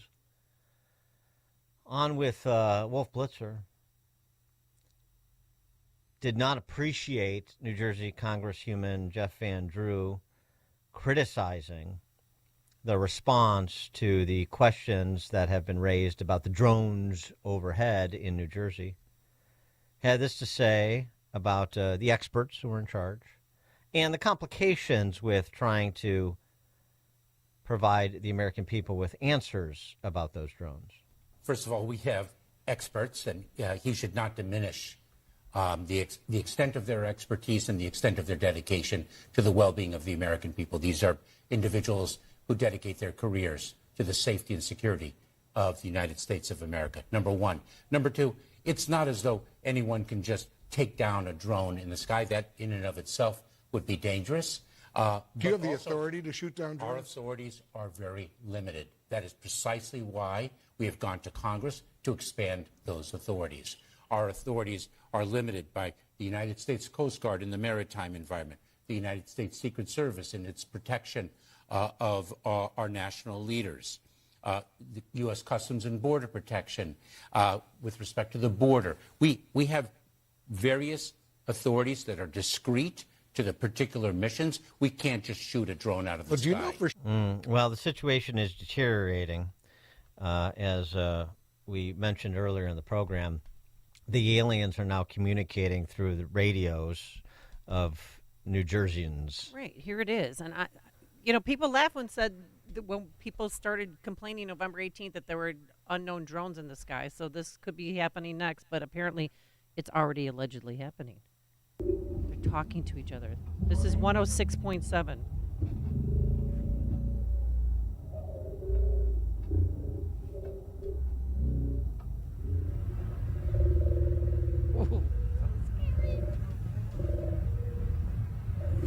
Their radios have been hijacked and producing strange unknown sounds.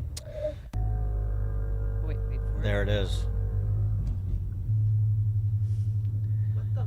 Lest you think something nefarious is afoot, however, we were able to play that backwards and get our cryptographers involved to unscramble it, and here is the English translation of what you just heard.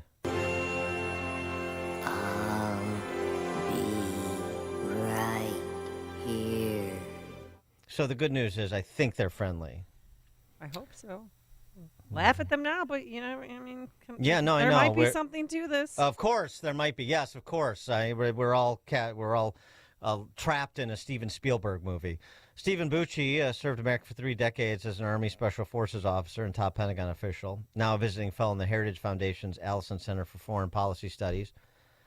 Stephen, the truth is out there. It is indeed. Yeah. Quinn asked me when he connected me if I was ready to talk about drones, and I didn't know I was going to get to that end of the conversation. No, we go right to X-Files, Outer Limits, E.T. Right, it's got to be something like that. So go ahead. So I mean, you were a top Pentagon official. Tell us where the little green men are and whether or not they're flying drones. Well, I've actually been to Area 51. It's a test site, but I didn't see any green guys in boxes or anything. But I didn't see every corner, so you never know. but I got to tell you, when government officials look you in the eye from the TV or whatever and say, "We have no idea what this is, but it's completely safe." How can anybody logically put those two things together? If you don't know what it is, how can you declare that it's safe? Well, no missiles have been launched yet. Yeah, with your right. Logic. Well, I mean, so the other thing, just on what Mayorkas said too, I mean, and what you heard from Kirby last week, which was a version of that. I mean, it's humiliatingly astounding the idea that there are all these lines of demarcation. We have to coordinate with the we're limited by what the Coast Guard can do, what Secret Service can do, what Border Patrol can do. So our hands are tied. We're working on it, but our hands are tied. There's just no way we can marshal the resources or coordinate in an interagency basis to actually get an answer for the American people about these drone formations over New Jersey. Yeah, he made the point of, he listed all those different organizations that have distinct authorities and jurisdictions. They all work for him. They're all under his authority as the Secretary of Homeland Security. He didn't mention the FAA, and there is some issues with the FAA and drones that they're trying to figure out. But you know what? The FAA works for his boss too, and his boss can say, guys, get rid of them. I don't care who shoots them down, get rid of them. And they can adjust those authorities.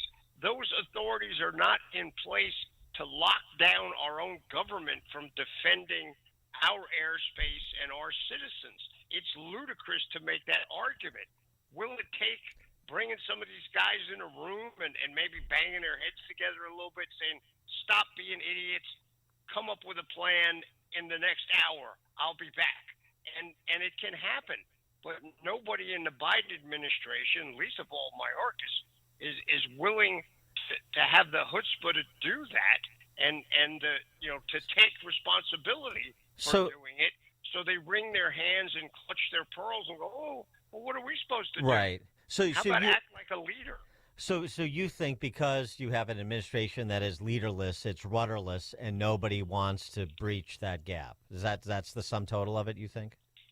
Well, and that's the most benign response to it. You can get down all sorts of rabbit holes if you go in the other direction. Or is there something that the government is actually doing that they don't want to tell us about for some reason or another? Maybe it's to protect sources and methods. But you know what? If the government had looked us in the eye and said, guys, look, this is a federal test. We really can't talk to you about what it's testing, but it's legit. There's no danger to any Americans right now. It's us. Okay, we do get that sometimes the government can't tell us the details, but to pretend that they don't know what it is, but tell us not to worry, okay, that's wrong, and that makes us twice as suspicious. Gee, I wonder why, after some of the things that have gone on in the last couple of years. So it's either they really are clueless, they don't have any idea what's going on, in which case they shouldn't tell us it's safe. They should be telling us what the plan is to ascertain the truth and to respond to whatever that truth tells us, or they're deliberately hiding something from the American people, which right now in the tone we have and the fact that this bunch has only a month left really shouldn't be happening. And it needs to stop. Do you think it could be something more nefarious or sinister? I mean, one congressman in New Jersey said it was drones coming from an Iranian mothership. I don't think that's very likely. I mean, the Iranians have some decent drones, but to my knowledge, they have nothing like the stuff that we've been seeing. And that's kind of a long stretch for Iran. We remember the Israelis just proved to us in the last couple of months that the Iranians are not 10 feet tall, even in the area of terrorism. They're an adversary that we need to be concerned about. I don't think they have the wherewithal to do something like this. This more than likely is either a U.S. operation that they just don't want to talk about, or it's a bigger adversary than Iran. It would have to probably be the Chinese or the Russians doing something like this. Even the North Koreans don't have this kind of a reach right now. So I'm not that concerned about it. I don't think it's one of those, but we need an answer. I don't have the answer. I'm just sort of spitballing like everybody else. Yeah, right. But it's something that requires a legitimate response way more than Mayorkas is ever capable of giving. That man hasn't given the United States of America a straight answer for 4 years, and it's ludicrous that he's still in office. Well, and the whole idea that it's some foreign adversary, let's say the Chinese communists, that are using this as a test to either identify or expose the incompetence of the federal government here. I mean, they already know that. I mean, they don't. I mean, and they don't need the spy balloon to know that either. So I mean, this is not sort of a known unknown with respect to the Chinese Communist Party or any other U.S. adversary. They know what the Biden administration is and what it is not. So they don't need sort of a big splashy drone supply off of the eastern seaboard to ensure what they know to be the case. Yeah, I would agree with that, especially with only a month and a week left in the administration. Right. Why would they tip their hand of this kind of capability now? They're not going to do anything in the next 5 weeks, I don't believe. So that kind of thought process would make sense at the beginning of an administration where they thought there was weakness. They might do this. I don't think they'd do it now. I'm pretty sure they won't do it after January 20th because I don't think President Trump gives them that weakness vibe that they're talking about. I thought inviting President Xi to the inauguration was a brilliant move. Yeah, that's. It just sends such a great message of no, we're not afraid of you, dude. Come on over. Let's have a little party for my inauguration because I'm the new sheriff. That was brilliant. But these guys, it's the Keystone Cops continuing. And, Lord help us, we got 5 weeks to survive it and probably some really, really screwy decisions by Joe Biden as far as pardons and programs he's going to try and push through or get into place before Trump comes into office. If we could survive that stuff, we'll be in good shape. I'm not too worried about the aliens. Well, the new sheriff needs more deputies, and this story seems to be an area of concern. More than half of senior Army officers are turning down command consideration. Does that mean the enlisted are going to be answering to bureaucrats rather than military? No, that's not the case. Look, command assignments go to about 10 to 15% of the senior officers in the military. So if 50% of them have turned it down, there's a bunch of other ones who are all probably pretty closely qualified with the others to step in and take it, who are motivated and want to do it. If somebody's politics says, well, I don't want to be a commander under this guy, fine, you turn down command, you're out of the Army on your next turnaround, so no big deal. This is the self-selection that the Trump appointees are all saying, fine, if these people don't want to work for us, that makes our job a lot simpler as far as culling the herd, because most of you are not that useful anyway. So this is not going to cripple the military. I don't know the reason for it. Maybe it's not politics. Maybe it is there's too much woke politics, and they don't think it's going to get changed fast enough. So they don't want to take a chance on commanding and getting caught up in it. It demands a little more investigation to see the rationale behind these guys and gals turning down command. And speaking of more deputies, Richard Grinnell, former acting DNI, to be the presidential envoy for special missions, and former House Intel Committee Chairman Devin Nunes to lead the Intel Advisory Board. Do you like those selections? I do, very much. I thought Grinnell, before the president named Tulsi Gabbard for DNI, I thought he would step into the DNI job again. But using him in this special envoy position, I think is brilliant. He's a very, incredibly bright guy. He is in line with the president's intent and vision. He will be a really useful asset to deploy at emergencies and other kind of crises. I think it's a great position. Devin Nunes to run the advisory board. They'll do some house cleaning there, but I think that will make that board incredibly effective and useful to the president going forward.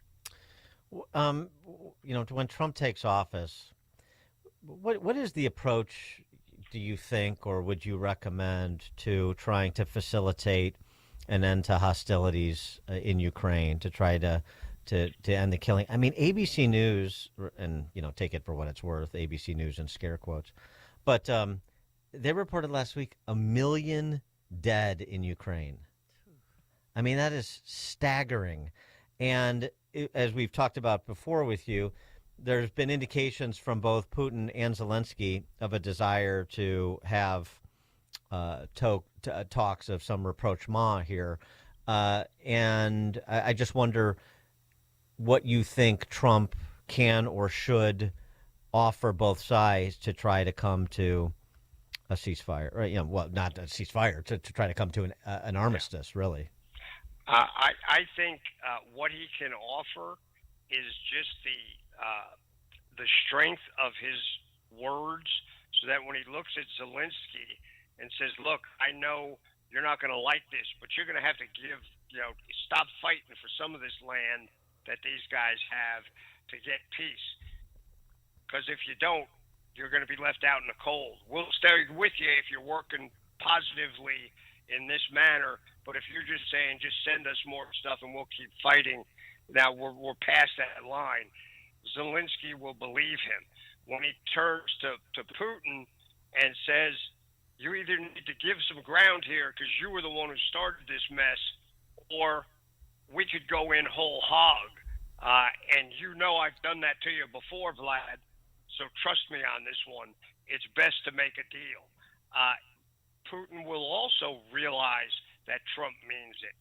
That credibility and gravitas, which Biden has not had from day one, can be the strength that brings those guys to a point where they not only come to the table, but they both make some concessions that allow the Ukrainian people to have peace. The Russian people, too. The Russians are getting tired of having all their young men. In some cases, they're not so young men. Yeah. People are bringing back from that had previously been conscripts that are getting chewed up and killed, too. So, Russia can absorb more of that, but they're reaching the end of their string also. Well, and I mean, just to give you an example for your consideration and response of what else Trump may be able to do that is not directly Ukraine and Russia in terms of territory, but other things that could be offered with erstwhile allies, although this is a difficult ally. Karen Elliott House, writing the Wall Street Journal, former publisher of the Journal. Perhaps Mr. Trump can satisfy Putin's ego another way, in addition, in replacement of grand concessions of Ukrainian territory to Putin. He could promise Russia to persuade Turkey, now a power in Syria, to let Russia keep its important Mediterranean military port at Tartus.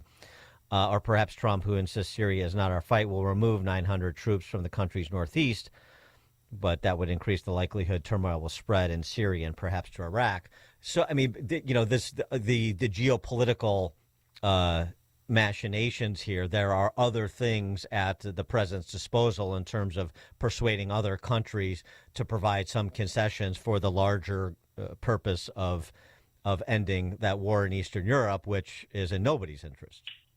Yeah, the pulling out the 900 guys, that's, I'm not sure that's worth it. It's a gesture that has a lot of liabilities. Letting them, or trying to get Turkey to let them keep the bases there, or at least one of the two bases. They have a big air base and a naval base. That might be worthwhile, because to be honest with you, those things have not given Russia all that much, other than it's a place to park their boats that isn't filled with ice and fly their aircraft. which to them is a huge psychological thing, has not really moved the scales geopolitically that much. So it might be something they could give Putin, and everybody says, okay, fine, who cares? But he does. So that's an interesting idea. I like that. And hopefully, I'm pretty sure President Trump reads the Journal, so he's probably at least considering that now. Stephen Bucci served America for 3 decades as an Army Special Forces officer and top Pentagon official, now a visiting fellow in the Heritage Foundation's Allison Center for Foreign Policy Studies. Stephen, thank you as always. Appreciate it. It's my pleasure, guys. I look forward to talking to you next week, and stay safe. All right, thank you. And he joined us on our turnkey.pro answer line. And coming up on Chicago's Morning Answer, 7:37, we'll talk to former U.S. Border Patrol Chief Ron Vitiello. That's Ron Vitiello at 7:37. He's also the former director of ICE. Very interesting man. But now let's head into the newsroom first.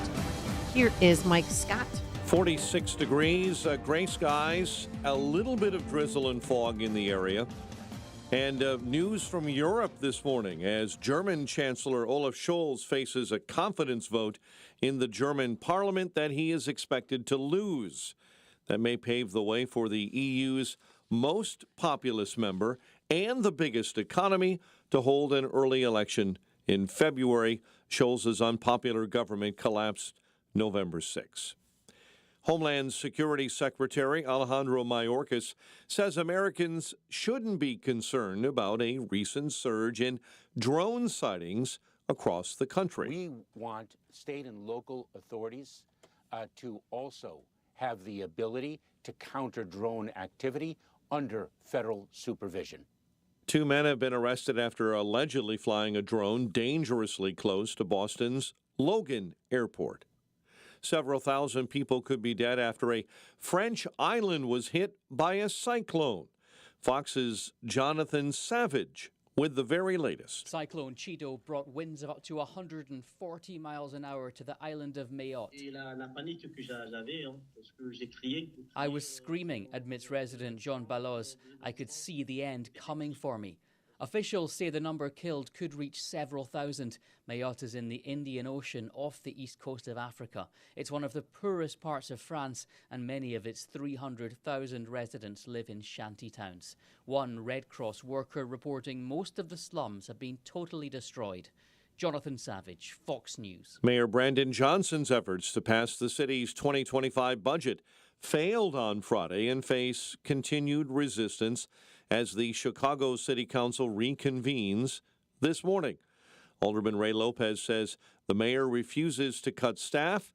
Because of that, everything else will go up. We're going to see almost 100 new speed cameras. You're going to see an increase in city stickers, residential parking, booting, all of those. You're going to get an increased tax on your grocery bags from 7 cents to 10 cents. Every bag you use, your Netflix bill is going to go up. A desperate Johnson dropped a $68.5 million property tax hike, replacing it with a $40 million debt plan. The city must finalize a budget by December 31st. Police are investigating after a man was found dead with a gunshot wound in a Little Village alley over the weekend. No arrests have been made. And 4 women and a teen girl face charges after 2 separate theft incidents at Nordstrom Rack in Oak Brook. One, a $300,000 theft, $300 theft of merchandise. The other, a separate case, $700 in goods swiped after being placed in a car seat. NFC North battle tonight on Monday Night Football. Vikings and Bears clash in the Twin Cities. Blackhawks beat the Islanders 5-3 at the United Center. Connor Bedard chipped in with a goal and an assist. The news, a service of Turnkey.pro. Turnkey will fully protect your network with up-to-date cyber protection, unlimited backup, unlimited 24/7 help desk support, and real-time threat hunting. Protect your small business today. Visit Turnkey.pro today. A check of traffic and weather on the way next on AM 560. Make sure that you never miss a day of Dan Proft and Amy Jacobson when you subscribe to the Chicago's Morning Answer podcast, presented by Signature Bank. Listen to the entire show each day on demand with limited commercial breaks. You can subscribe today for free at 560theanswer.com and click on podcasts or search for Chicago's Morning Answer on Apple Podcasts, Spotify, Google Podcasts, or wherever you listen to podcasts. Amy Jacobson and Dan Proft here, and we want to tell you about our 2024 Food for the Poor campaign. If you've listened to the station and to our show for any length of time, then you already know about Food for the Poor. They are a nonprofit, faith-based organization that provides food, water, medicine, clothing, and life-saving supplies directly to local partners in Latin America and the Caribbean. We all know how bad the situation is right now in Latin America and the Caribbean. For many families, the cost of food has simply become prohibitive, leading to sickness and starvation. The only thing standing between these families and starvation is Food for the Poor. But in order to get this food to those who need it most, Food for the Poor needs your help. Your one-time gift of just $50 can provide life-saving food for a child for an entire year and provide their community with access to water. To give a gift of any amount, just call 844-862-4673. That's 844-862-4673. Or you can visit 560theanswer.com/foodforthepoor or just click on the Give Life banner. Support our police and hire the police to personally protect you. You've watched the news. Rising crime has been affecting our everyday lives in Illinois more and more these days. Blue Star Security can protect you, your business, or your place of worship. Blue Star Security is the only security company in Chicago with over 900 off-duty police officers, all W-2 employees. I'm Jeffrey Salvetti, Vice President of Blue Star Security and a 15-year law enforcement veteran. The Blue Star team is made up of over 900 state-certified active and retired law enforcement professionals. We serve businesses and private organizations with supply chain and special event security, and also protect our loved ones at places of worship and schools all across the Chicagoland area. Blue Star Security's technology allows mobilization of off-duty officers quickly and efficiently. Our primary mission is to provide unparalleled protective services for each assignment with integrity while maintaining our commitment to community service in the Chicagoland area. Visit online to schedule a free security consultation at bluestarsecurityllc.com. That's bluestarsecurityllc.com. If you have high blood pressure, listen to this story. Ira was given a grim diagnosis about his blood pressure. His doctor warned it's sky high. If he didn't get it down in 3 weeks, he was going to need surgery. So Ira began exercising, went on medication. But what seemed to be the miracle change, his diet. After thorough research and consulting with a nutritionist friend, Ira concocted a juice from foods that work like natural blood pressure medicines. 2 weeks later, his blood pressure dropped 30 points. What helped save Ira's life, amazed his doctor, is now available to you. Ira and his nutritionist founded 120 Life, a delicious juice and powdered mix with natural ingredients that have shown to lower blood pressure. Try it yourself risk-free with a 2-week trial pack. Go to 120life.com and use coupon code 560 to save 15% and get free shipping. They're so sure it can noticeably lower your blood pressure in 2 weeks, they'll give your money back if you're not satisfied. Order now, 120life.com. Use coupon code 560 at checkout. 7:39. Let's get an update on the roads. Team Hochberg Traffic Center time is the service of almostfreeteeth.com. What if you could save an average of 90% for dental implants and get 100% of your smile back? With a Blue Cross Blue Shield, PPO, or FEP, it's possible. Check if you qualify at almostfreeteeth.com. The Kennedy, right now, an hour and 15 minutes O'Hare into the Burns Circle interchange. Stevenson slowing up 50 minutes inbound from 355 into Lakeshore Drive. You'll hit the brakes at Harlem Avenue. I-57, an exit ramp shut down due to a rollover semi. It's on the outbound off-ramp to the northbound Tri-State. It remains shut down as emergency equipment tries to clean up that site. Due to an earlier accident, the northbound Tri-State is also slow between Archer and 47. Chicago's Morning Answer with Dan and Amy continues next. AM 560 Weather Center forecast. Early morning rain and heavy fog. High of 49. Currently drizzle and 46 at O'Hare. Your next news update is at 8. Chicago's Morning Answer continues next on AM 560 The Answer. Now, from the Signature Bank Studios. If you're looking for the latest news, insight into what it means, and the sharpest opinion, there's only one station in Chicago where you can turn, and it's this one. We're AM 560, The Answer.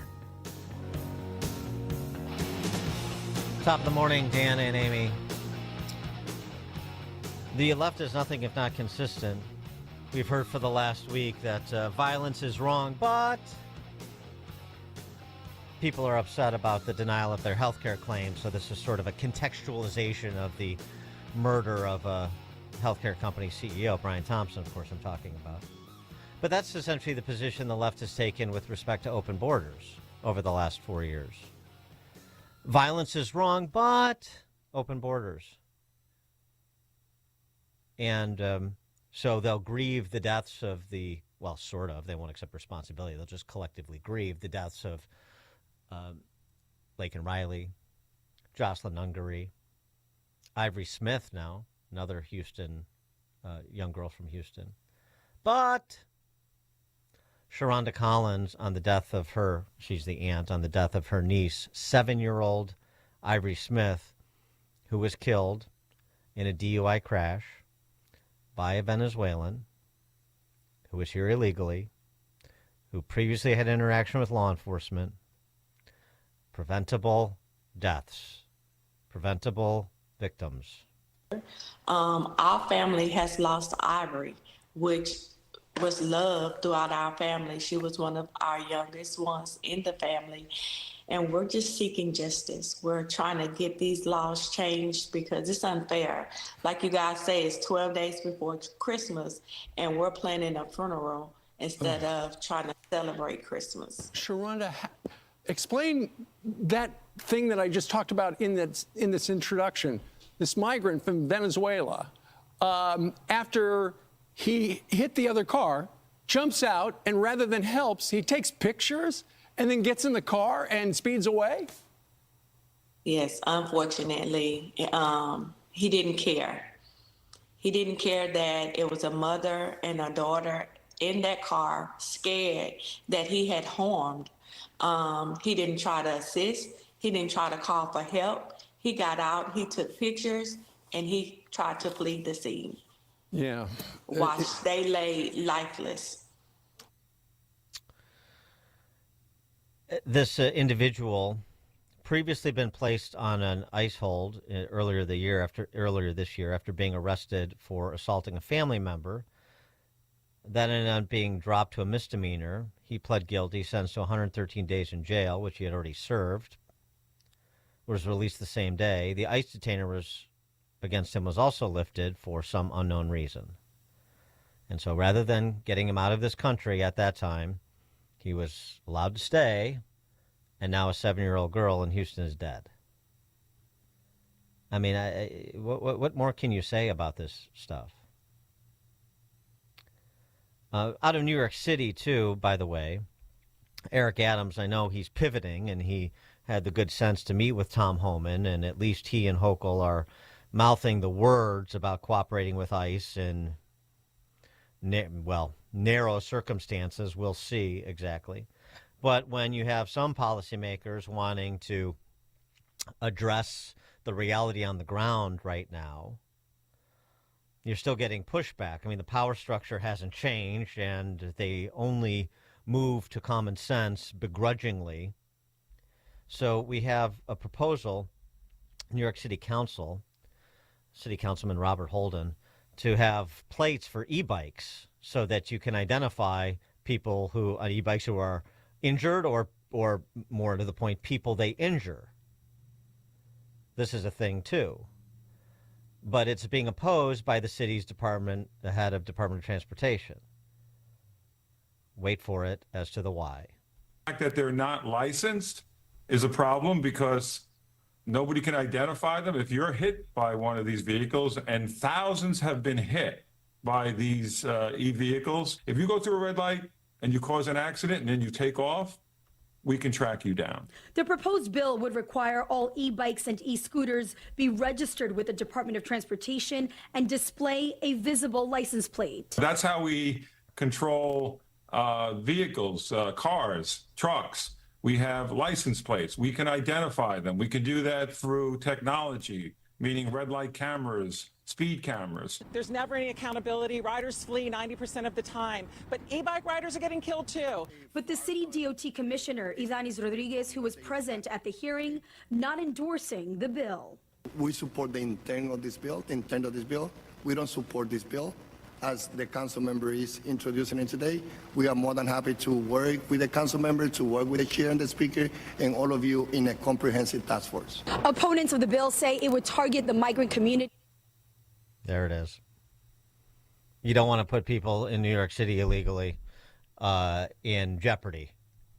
And by extension, you don't want to protect the law-abiding in New York City. Long way to go.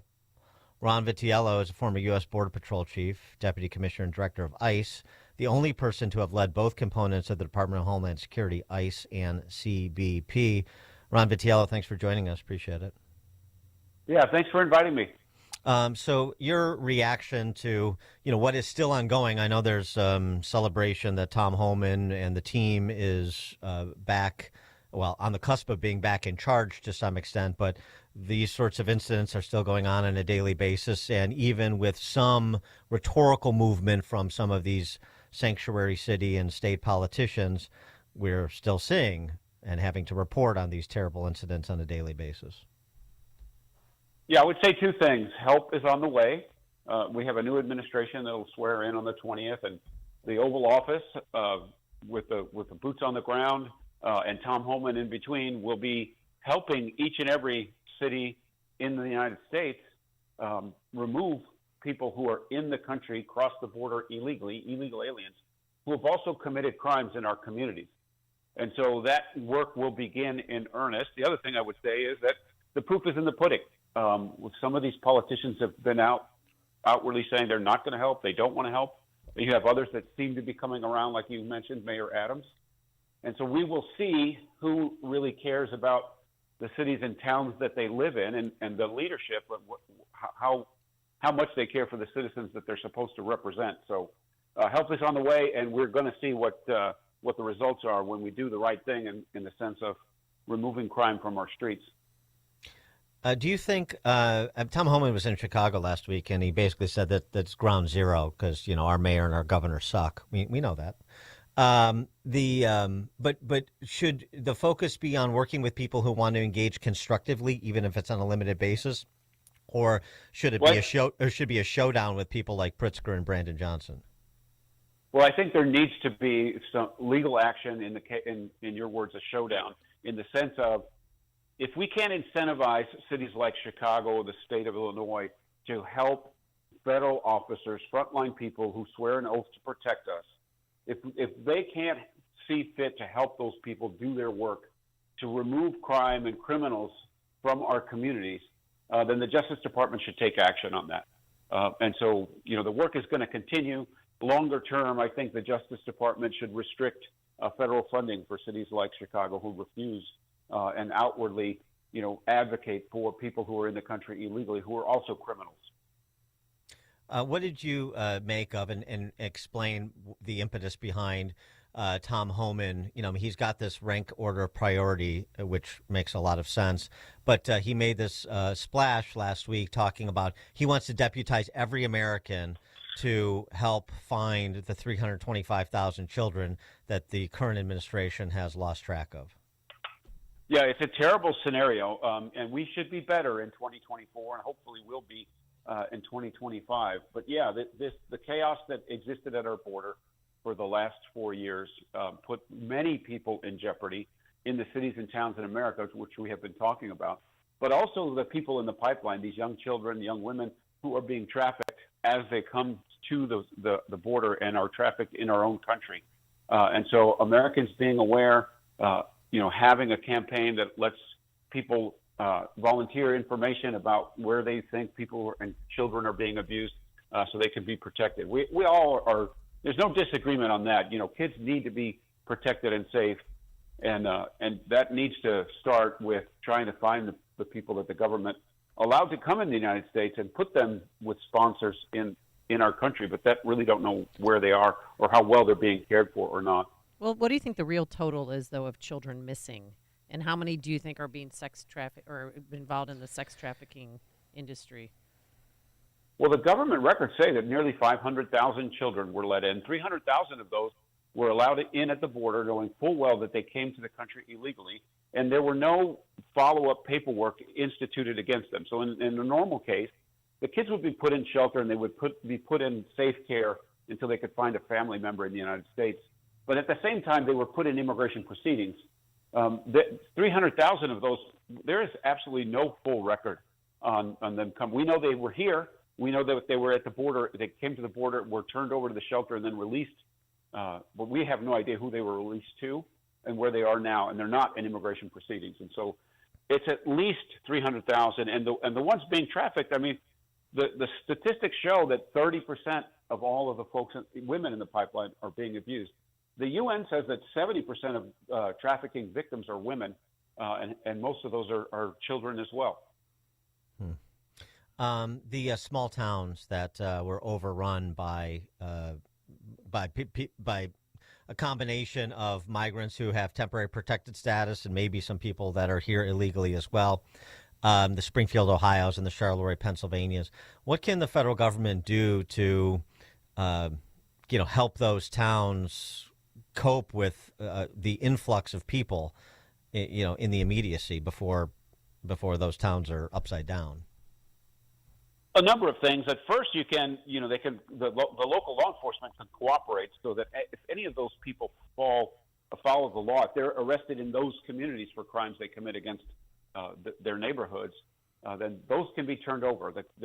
Reinstitute what was the Secure Communities Program, which refers anybody that's born outside of the United States and commits a crime in their community. So reinitiate that program if they don't have it.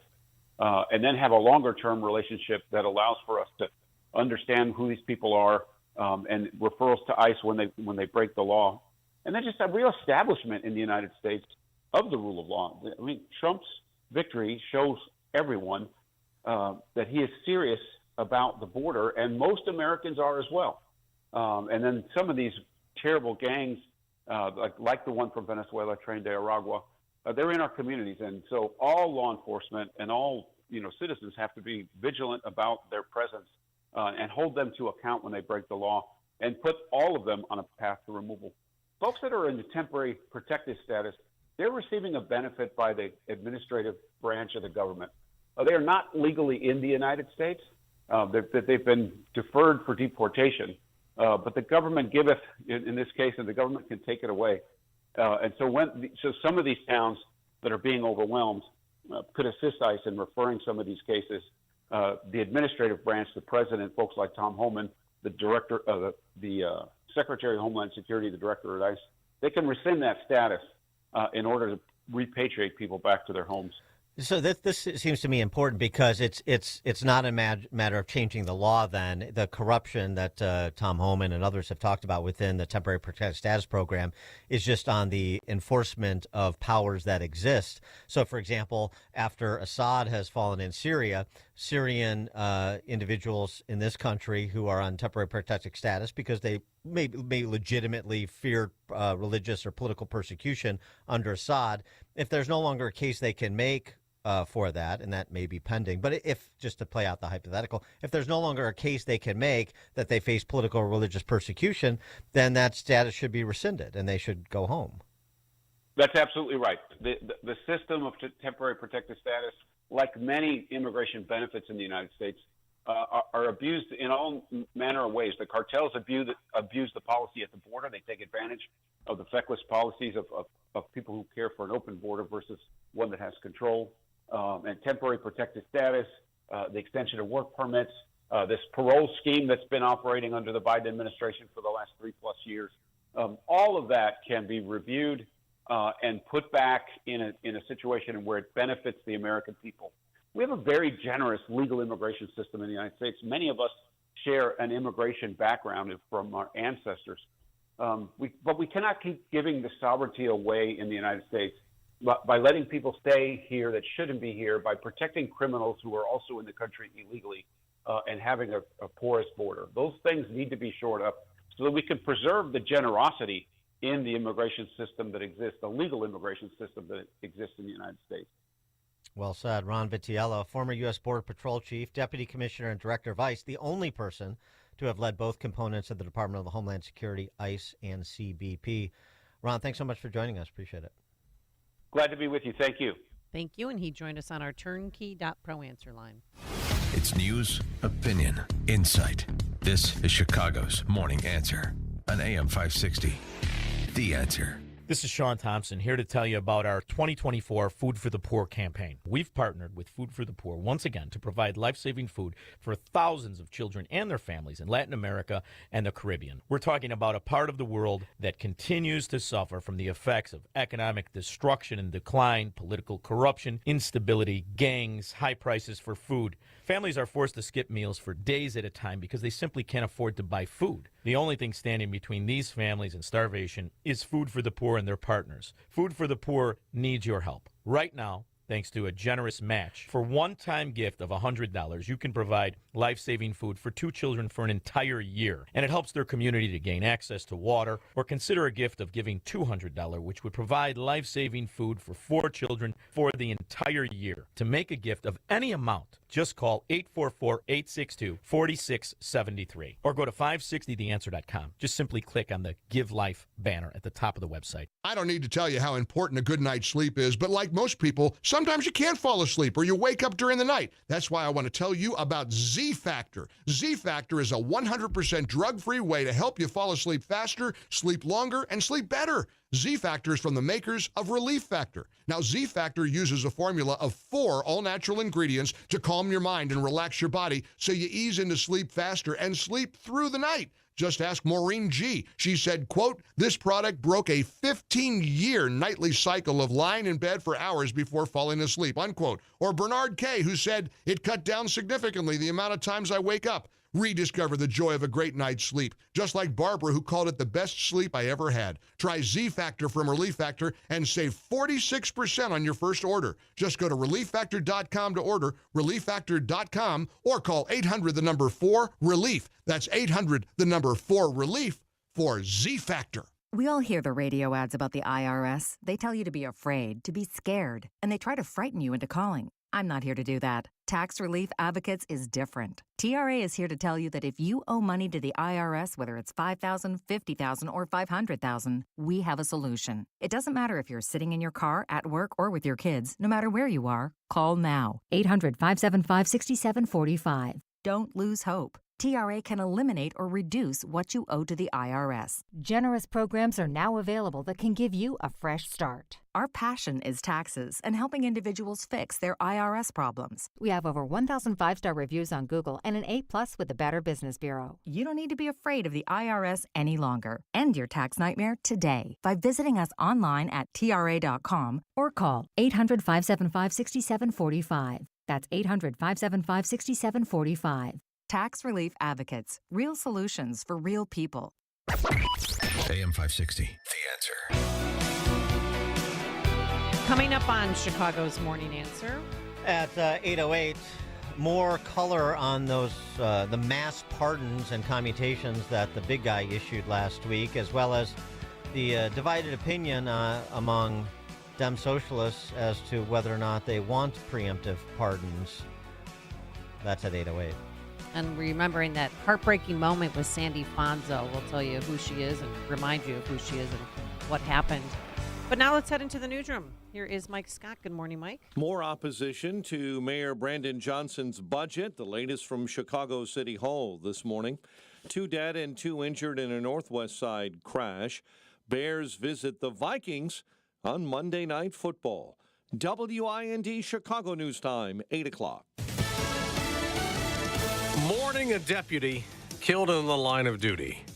I'm Dave Anthony, Fox News. He was shot at a traffic stop in Charlotte County, Florida. Subject later identified as Andrew Moiston, 24 years old, pulled out a rifle and opened fire on him. Charlotte County Sheriff Bill Promell says Corporal Elio Diaz was a friend and a father.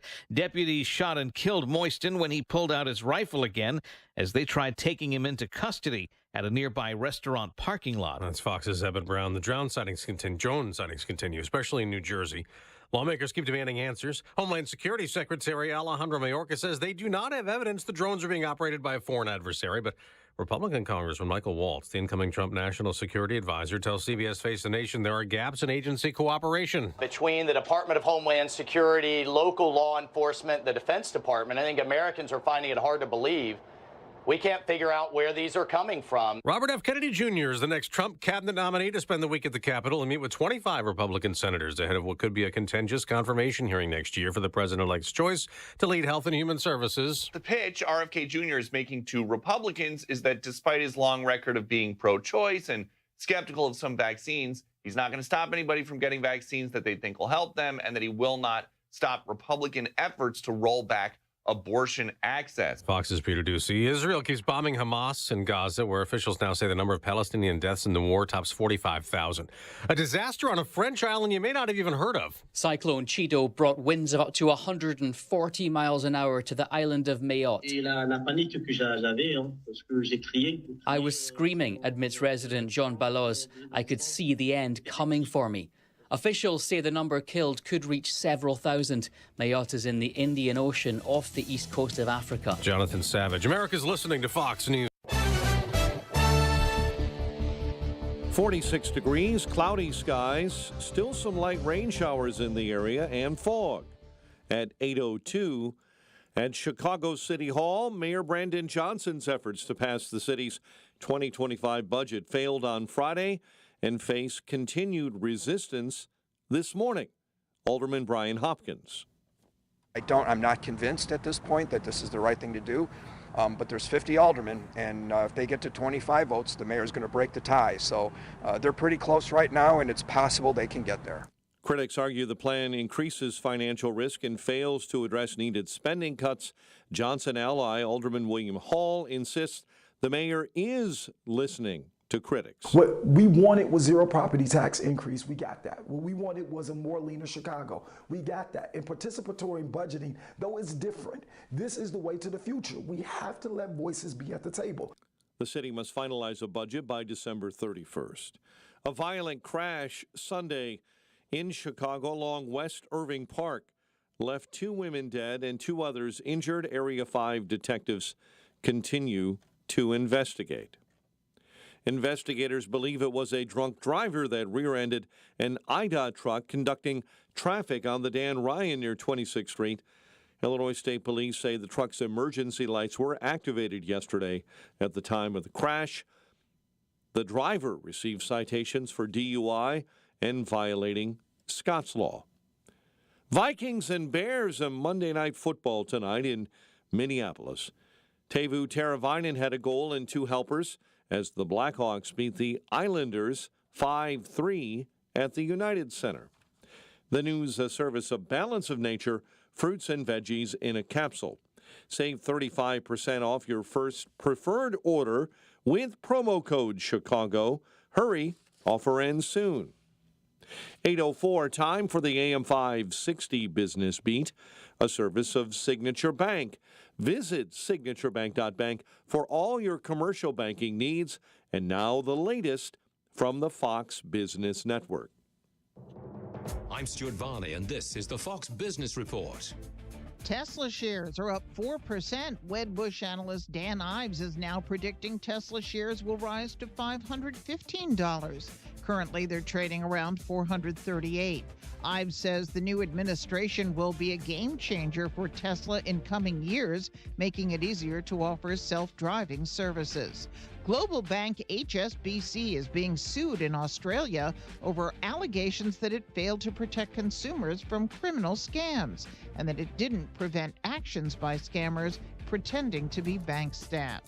Apple shares have nudged higher. The Wall Street Journal says Apple is planning to make 2 foldable devices, a smaller one that will serve as an iPhone and a larger one that would function as a laptop. That's your Fox Business Report. I'm Jenny Cosola, invested in you. 8:05 and a check of traffic and weather on the way next on AM 560. November 2nd, 2020, marked the 100th anniversary of the first commercial radio broadcast. We're still here, and we're bigger and better than ever. You can still listen to us over this great radio station. But now, there are no limitations. Your smartphone is now your smart radio. Listen to us online, on the app, TuneIn.com, iHeartRadio, and Odyssey.com. Your smart speaker can find us too. With radio, there is no separation anxiety. We're always on. AM 560, The Answer. I've been playing sports all my life. Little football, basketball, pickleball, cross training, mud events, Spartan races and things like that. For Dr. Eric Williams, a successful chiropractor, staying active means everything. So when nagging knee pain slowed him down, he didn't want drugs or invasive surgery. He found a natural way to get lasting relief. QC Kinetics Cellular Therapies. We're using my body's natural abilities to get better. And that's huge. In time, that's going to be the way of the future. Using your own body's ability to heal. Now I can play day to day and not have that severe pain. Now he's back out there doing what he loves, thanks to QC Kinetics. Life is good. You're not going to slow me down. Leave the pain behind and get moving. Book your free consultation today with QC Kinetics. Call QC Kinetics, 312-809-5955. That's 312-809-5955. 312-809-5955. This is Sean Thompson. When you go on vacation, does it make sense to have somebody else pack for you? Of course not. The same can be said for your retirement. Your 401k could be packed with things you don't know about or even need. If you're close to retirement, but you don't have a plan customized to your goals, it's like kind of taking a 30-year vacation with no idea what's in the suitcase. Sounds like a stressful way to begin what should be a relaxing time. Tom Fortino at Alpha Wealth Group can help you unpack your savings and build a plan to reduce future taxes, address Social Security and health care, and a whole lot more, all with a clear, defined income strategy. Call the Alpha Wealth Group at 630-934-1855. Ask for the complimentary retirement plan. That's 630-934-1855 or online at alphawealthgroup.com. And listen to the Alpha Wealth Hour Saturday mornings at 9 a.m. right here on AM 560. Advisory services through Retirement Wealth Advisors, LLC, and SEC Registered Investment Advisor. Insurance and annuities offered through Alpha Wealth Group, licensed in Illinois. The Tunnel to Towers Foundation welcomed U.S. Army Specialist Brent Menard into a new mortgage-free smart home in Florida. Now, while on a road clearance mission in Afghanistan, Brent's vehicle was blown up by an improvised explosive device. Brett became a T4 paraplegic. Tunnel to Towers built him a specially adapted smart home that allows severely injured heroes like Brett to live more independently. We hope you'll donate $11 a month so this great work can continue. Just go to their website, the letter T, the number 2, the letter T.org. Hey everyone, it's Ted from Consumer Cellular, the guy in the orange sweater, and this is your wake-up call. If you're paying too much for wireless service, you don't have to keep having that nightmare. Consumer Cellular has the same fast, reliable coverage as the leading carriers for less. And for a limited time, new customers receive their second month free when they sign up and use promo code SECONDFREE by January 26th. So why keep spending more than you have to? Seriously, wake up and call 1-888-FREEDOM or visit consumercellular.com. Taxes, fees, and other third-party charges will apply. See website for additional details.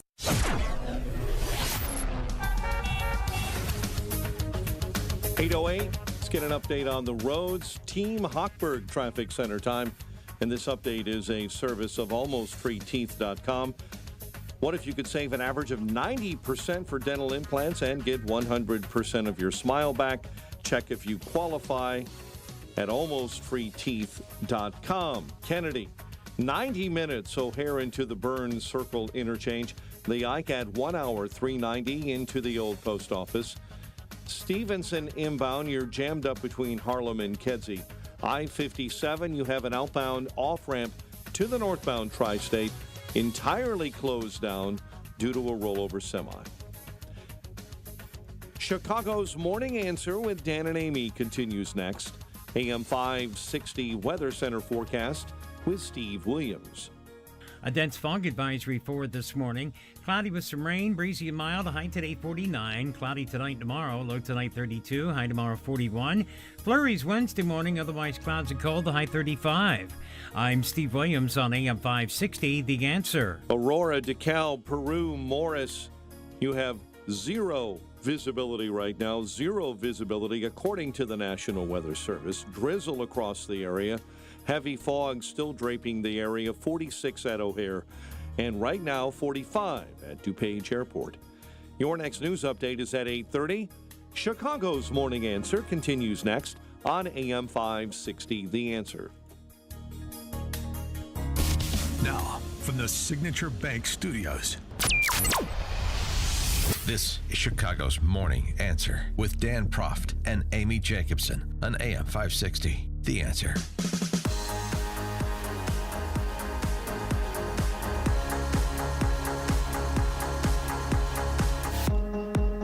Top of the morning, Dan and Amy.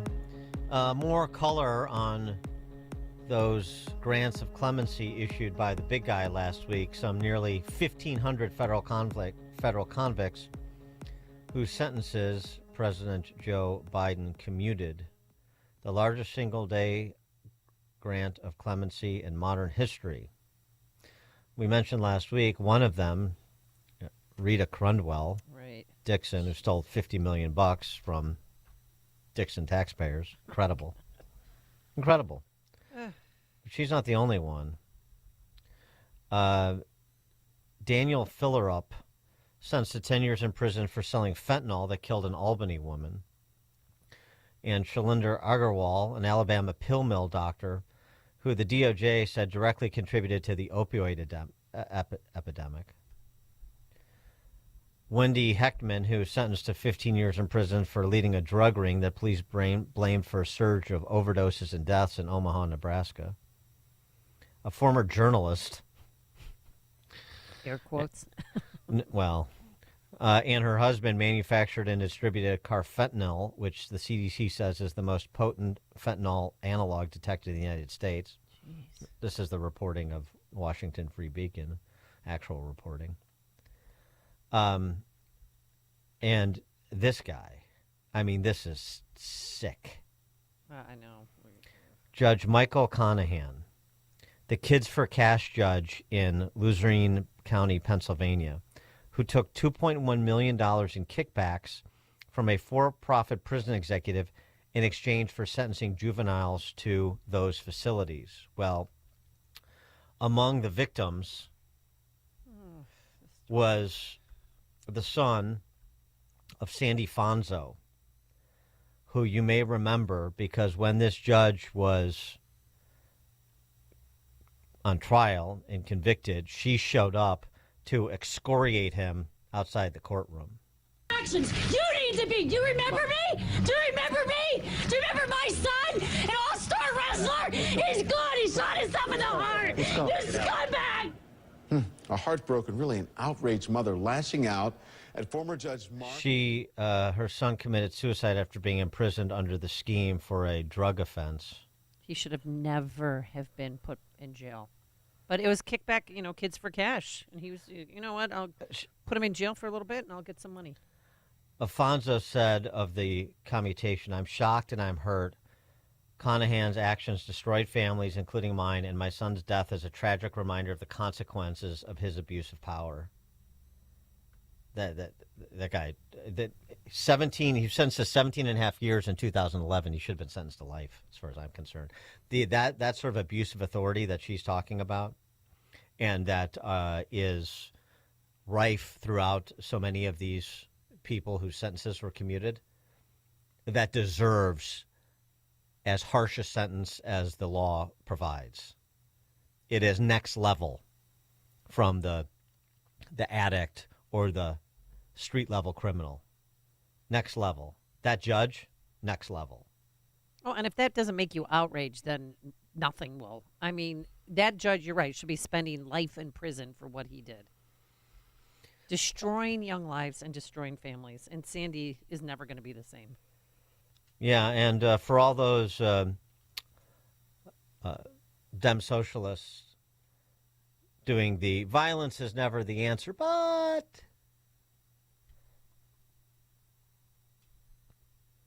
there's some other clemency grants that are noteworthy. Former healthcare executive sentenced to 114 months in prison for fraud, laundered money from his firm, was granted clemency. A Mississippi doctor sentenced to 20 years in prison for defrauding Medicare. by providing diluted chemotherapy drugs and old needles to cancer patients. What the? Sentence commuted. Pretty sick. 312-642-5600, turnkey.pro answer line.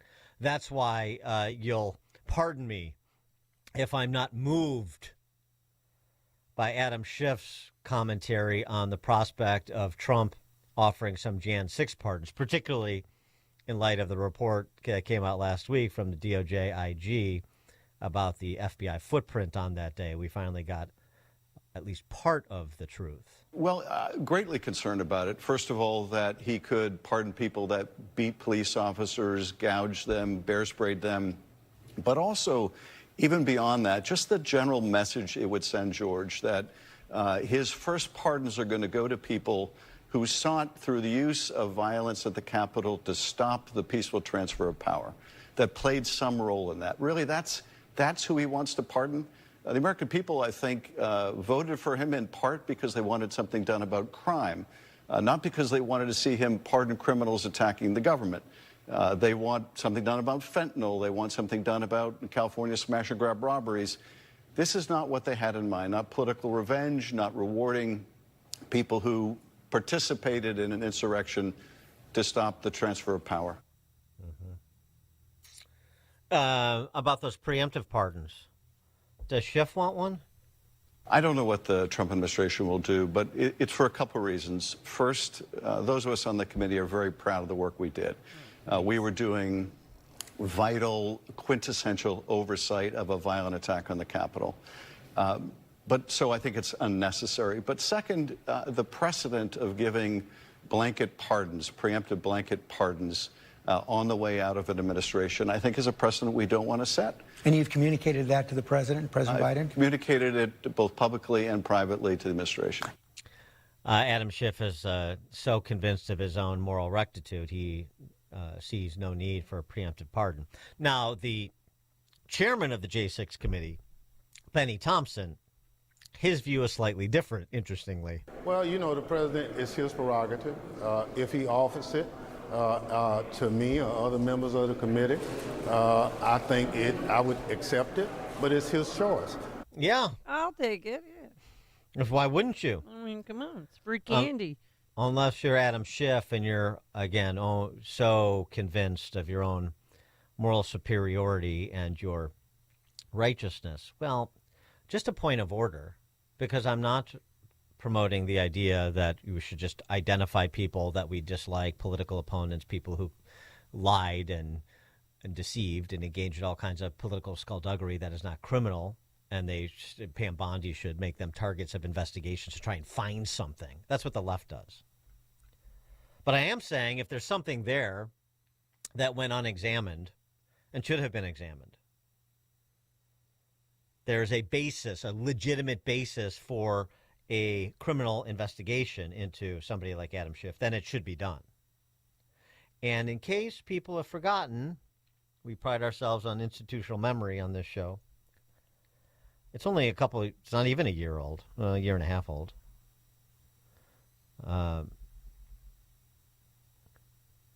Mike Pompeo, the CIA director for Trump, you'll recall, and Secretary of State. Adam Schiff lied to the American people, and during my time as CIA director and Secretary of State, I know that he leaked classified information that had been provided to him. So that means I would say that that's a credible witness, and I assume Mike Pompeo can provide the details to, for example, the Department of Justice. And if he leaked classified information, Adam Schiff, in violation of the law, then he should be prosecuted, just as he sought Trump's prosecution in the classified docs case, right? So no preemptive pardon for Adam Schiff. Well, then let's get right to it. That's my view. 312-642-5600, turnkey.pro answer line. Ralph and Rantoul. Hey, good morning, Dan and Amy. So, I know the president's pardoned people, and we don't always understand, why there's certain things we look at and we go, I don't know the details, but somebody made an appeal and looked good on paper and it's out. in addition to the ones that you mentioned, I also saw another one because right now Biden's either pardoned or given clemency to over 8,000 people. Yeah, Right, 8,062. George H.W. Bush has the lowest number of people that he pardoned or granted clemency to. One of the ones that also caught my attention, among many, I mean, we don't have time to go through all 8,000, do we? But one of them was a woman who accepted something like she cheated people. She walked away with a little over $8 million for, wait for it, diluting the chemicals that they received for their chemotherapy. Okay, Yeah, I just mentioned so that. yeah. So right, if it's little, you're trying to stretch it out. You're trying to help more people, right? So why not just dilute your life-saving chemical that you're getting? Just make it go a little farther, right? That's not as that's not as offensive as denying a claim under an insurance policy, of course. No. Yeah, let's not equate the two. But I think, to me, I look at this and I think, all right, let's just step back a few steps, right? To me, this just epitomizes the hatred for the law, the hatred for doing right, the recklessness of the Biden administration, because Biden's not calling the shots. So all the people who are going through these applications for clemency and submitting letters for pardons, right? All the stooges behind the scenes, they're just saying, we hate you people so much. We hate what is right. We hate what is true. We hate the law. But more than anything else, we hate you. You can see that every time Mayorkas, that stooge, opens his mouth. I'd like to see him in a cage, along with so many others who obviously have broken the law, lied to the American people, continue to insult and condescend, and now on the way out the door, I betcha, it wouldn't surprise me if there are people there who said, gosh, what if we just let everybody out everywhere and just started with a bunch of fresh, empty cells? Wouldn't that be fun? They hate us, Dan and Amy. They hate you. They hate me. Why? Because I don't like lawlessness. I like truth. Bye. Thanks for the call, Yeah, Ralph. Biden, 8,062 pardons and commutations, but he still has 30-plus days left, so he might increase that number. They patronize the words of the state, and they display contempt for anyone who disagrees. Those are their two modes of communication. I got to tell you, I'm on Sandy Fonzo's Facebook page right now. I mean, she said Biden tried to portray himself as Scranton Joe, like he understood and represented our struggles, but his decision to pardon this POS who abused his power and destroyed countless lives proves he's not one of us. He does not care about us or our kids. I mean, that Kids for Cash scandal in Pennsylvania was just sickening. It's vomiting. It is outrageous, beyond the pale. Even Governor Shapiro is just on CNN saying, how in the hell could he do this, and why would he do that? Well, that contempt thing that Ralph said, and possibly if you start to triangulate all these individuals who were pardoned or were given a grant of clemency, had their sentences commuted, I'm sure you'll find political relationships. Bill in Cape Coral, Florida. Hey, good morning. He's not doing this out of the kindness of his heart. If you were to do a forensic audit on the people, these millionaires that he's letting out, I bet you could find monies were taken from one bank and put in another bank, and you'd have to do a little further audit to go into family members that might have transferred the money, just like he does when he gets the money from one country, gives it to his son to pass it around. This is not out of the kindness of his heart. There's some money going around with this action here. Thanks for the call, Bill. Well, it's interesting. You're hearing from some new quarters, or relatively new quarters. Stephen A. Smith, who I really don't particularly care for his offerings on ESPN, but I mean, ESPN is unwatchable, generally speaking, during the day. It's just terrible, other than sporting events. MS ESPN, as I think Clay Travis coined it. Anyway, Stephen A. Smith took out after people like Adam Schiff, after that report came out last week from the Inspector General of the Department of Justice, documenting, the lying that has been done by people who I think were otherwise his fellow travelers until recently, Stephen A. Smith. You know what I'm getting tired of? You know what I'm getting to the Democratic Party? You know what I'm getting really pissed off about?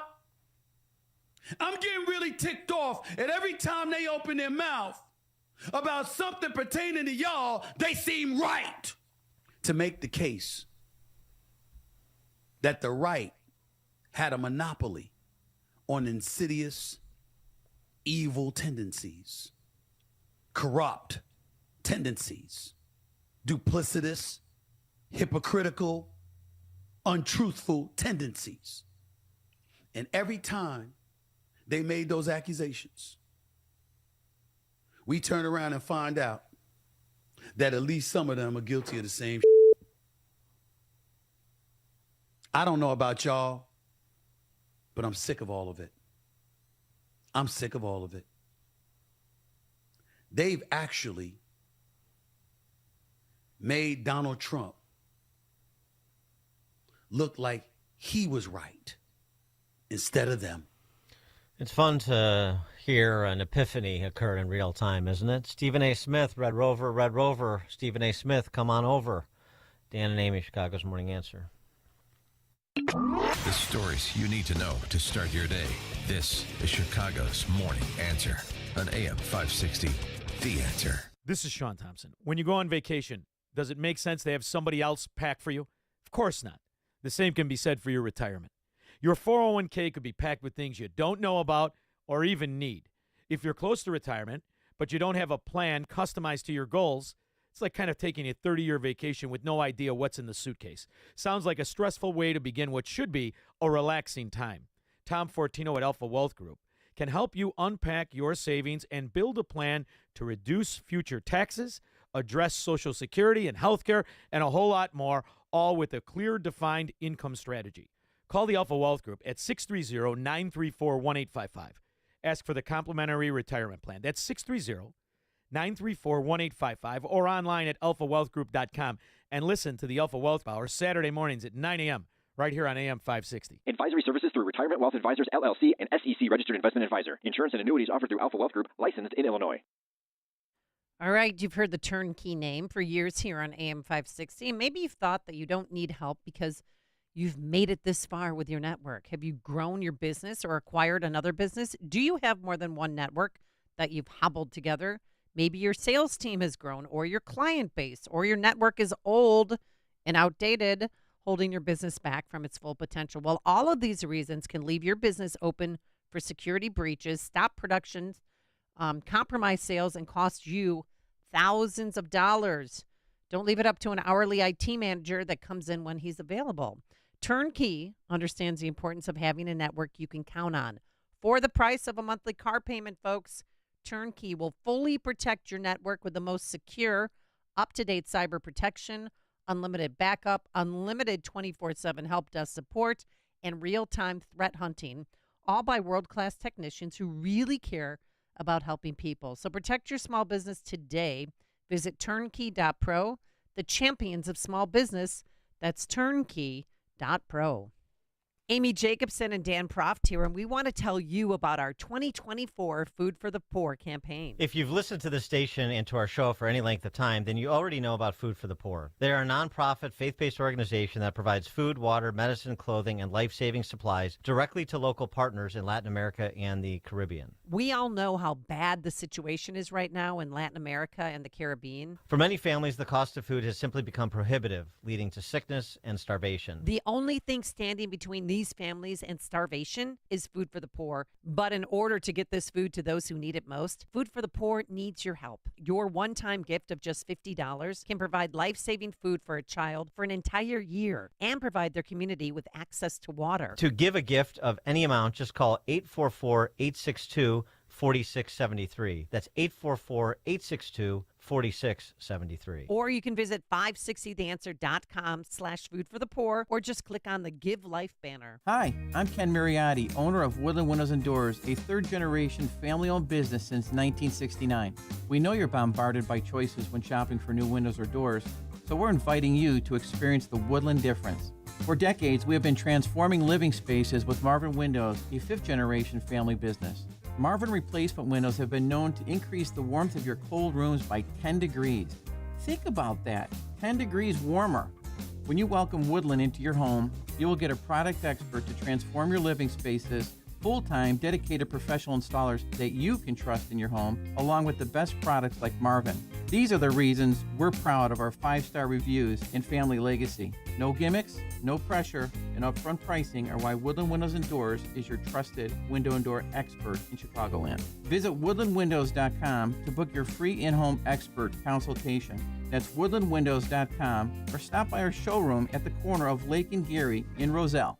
Do you owe $10,000 or more in credit card debt or personal loans? With credit card debt at all-time highs, Debt Relief Advocates is urgently notifying consumers of debt relief now being made available, designed to aid consumers with out-of-control credit card debt. Those who qualify and enroll for this relief program will only have to pay back a fraction of what they owe. This is not bankruptcy or a debt consolidation loan. This is a relief program that credit card companies would rather you not know about, as it ends your debt nightmare and saves you lots of money. Consumers owing at least $10,000 in credit card debt or personal loans can now take advantage of this debt relief as the cost of living skyrockets. Debt Relief Advocates has established a relief hotline for you to call to learn what debt reduction you may qualify for, so don't wait. For this free information, call the Relief Hotline at 800-525-7718, 800-525-7718, 800-525-7718.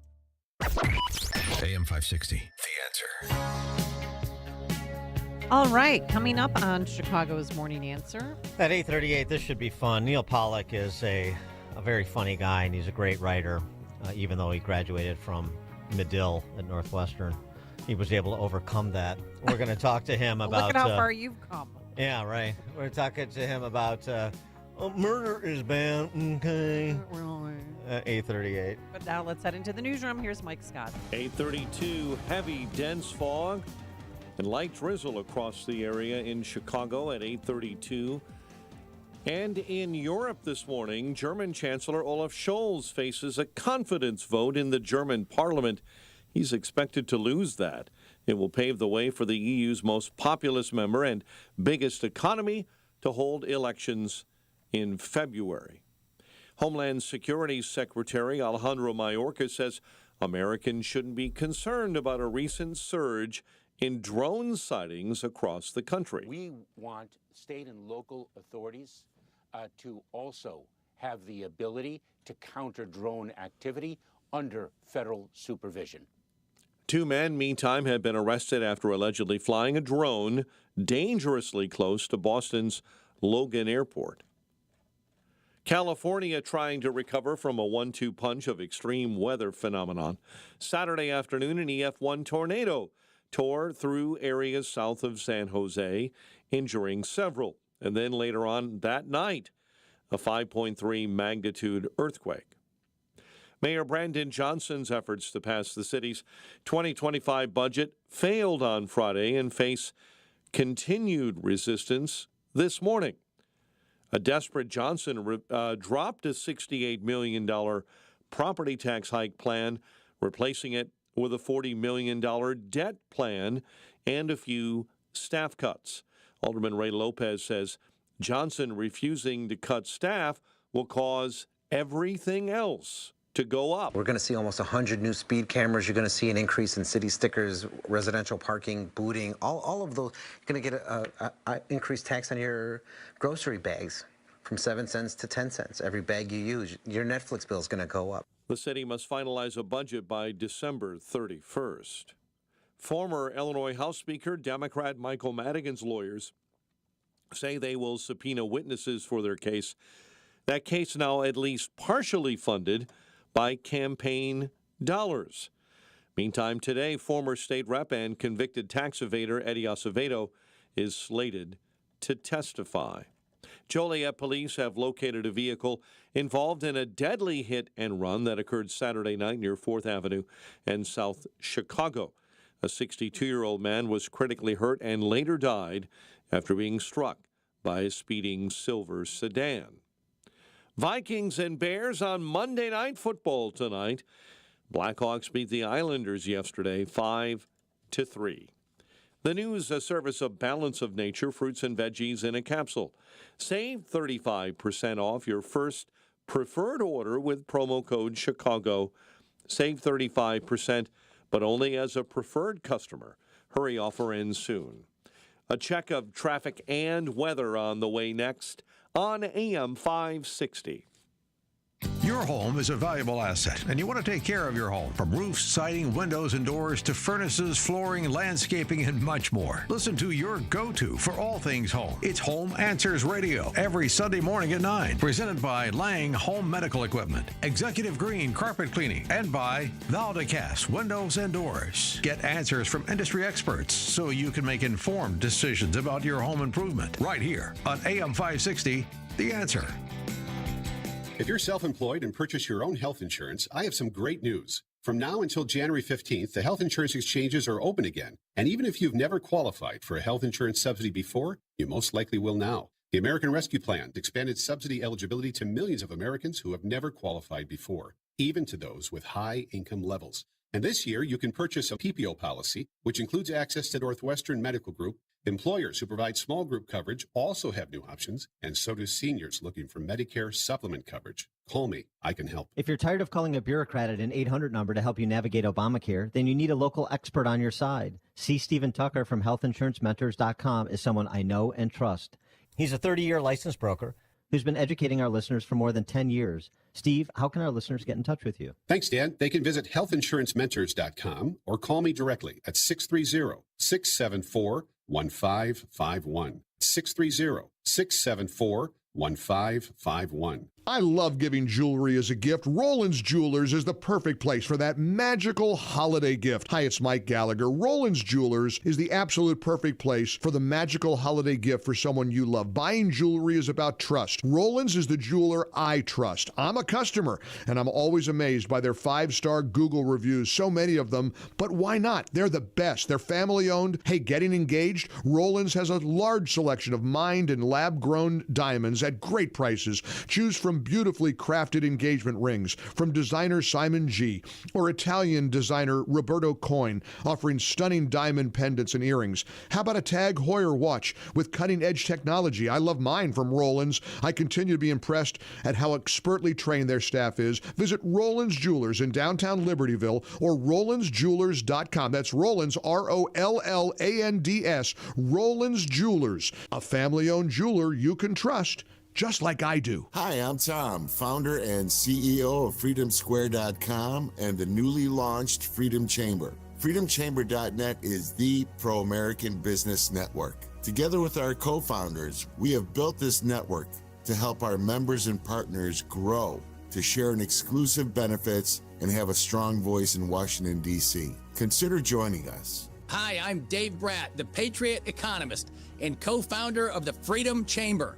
Come join us, and together we will save this great republic. I'm Alfredo Ortiz, CEO of Job Creators Network and a co-founding member of the Freedom Chamber. The Freedom Chamber actually is the voice of small and medium-sized businesses. Go to freedomchamber.net and sign up and join today. Thank you to our co-founders. Please join us at thefreedomchamber.net, where you can find a new client, replace a woke vendor with a patriot, or even find a new friend. But join us today at freedomchamber.net.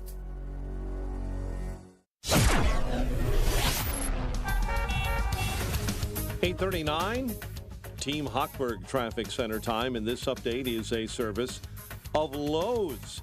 Get your choice of 5-gallon pails of Valspar Signature Ceiling Paint or HGTV Home by Sherwin-Williams Flat Ceiling Paint for just $148. Lowe's knows paint and Lowe's knows pros. Valid through 12/20. Kennedy, right now on hour 20, O'Hare into the Burns Circle interchange.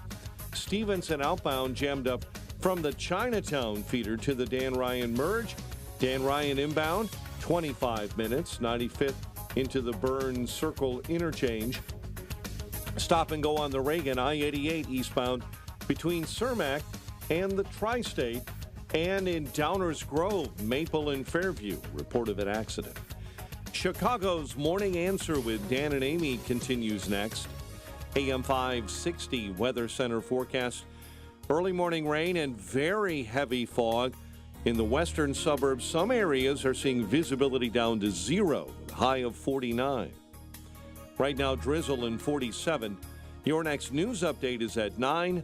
Chicago's Morning Answer continues next on AM 560, The Answer.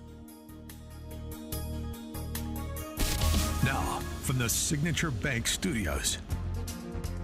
If you're looking for the latest news, insight into what it means, and the sharpest opinion, there's only one station in Chicago where you can turn, and it's this one. We're AM 560, The Answer. Top of the morning, Dan and Amy. Comrade Bernie was on Meet the Press this weekend, and he was politely asked about this violence is bad, okay, but kind of line of argumentation you've been hearing from Bernie and Elizabeth Warren and AOC and a wide collection of men and women on the left over the last week or week and a half since that murder of United Healthcare CEO Brian Thompson. This is what Comrade Bernie had to say. Elizabeth Warren obviously understands killing and murder and shooting somebody in the back is totally unacceptable. But what I think has happened in the last few months is that what you have seen rising up is people's anger at a health insurance industry which denies people the health care that they desperately need while they make billions and billions of dollars in profit. Well, we have some fresh hell, pardon my Dorothy Parker paraphrasing. A socialist clothing company is now putting out, and the owner of this socialist health clothing company is posted online about killing CEOs. By the way, socialist clothing company, for-profit business. The irony is lost on him, as you sort of could assume. The individual's name is James Haar. He announced that he is putting together a deck of cards of most wanted CEOs, completed with the names and faces and decorated with illustrations of gun range targets. Inspired by the most wanted Iraqi playing card decks distributed during the 2003 invasion of Iraq, you may recall. Back in my day, I remember the Heartland Institute put out a deck of playing cards with all of the great free market economists.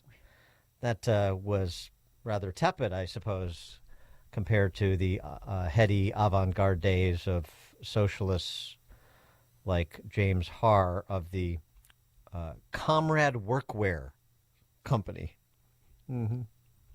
By the way, just another bizarre twist in this. The lawyer for the man who has been charged with United Healthcare CEO killing and the lawyer for P. Diddy Combs are a couple. They're married. Yep. And they raised $100,000 for his defense fund because women are so enthralled with his 14-pack abs. Well, that's chump change compared to what their fees will be, I'm sure. But I just, boy, there's a fun couple to hang out with. There's a Saturday night dinner, couples night. How's your day? Well, how was your day? No, I want to more like climb into the heads of these criminal defense lawyers representing the United Healthcare CEO and P. Diddy, especially P. Diddy, frankly. I think that has a lot more layers than Mangione.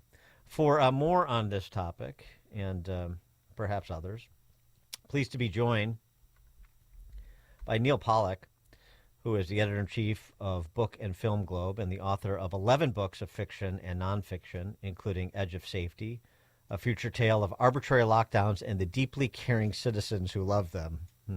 He's a satirist, in case you're not picking it up. I loved his. I read his book Jewball. Gosh, this has to be 10 years ago. Very funny. The plot wouldn't lead you to believe it was funny, light, but it was. Neil Pollack, thanks for joining us. Appreciate it. Hey guys, how are you? Nice to be back. The controversial stance that murder is bad, you can't say that without contextualization. Yeah, it's funny. I listened to that Bernie Sanders quote you just played. I didn't really sense that there was some sort of rising anger against healthcare CEOs. I mean, I don't love the health insurance industry any more than anyone else, but suddenly murdering executives is okay. I was shocked. I was shocked by the turn things took, and I wrote a piece for the Spectator, the Spectator World about this.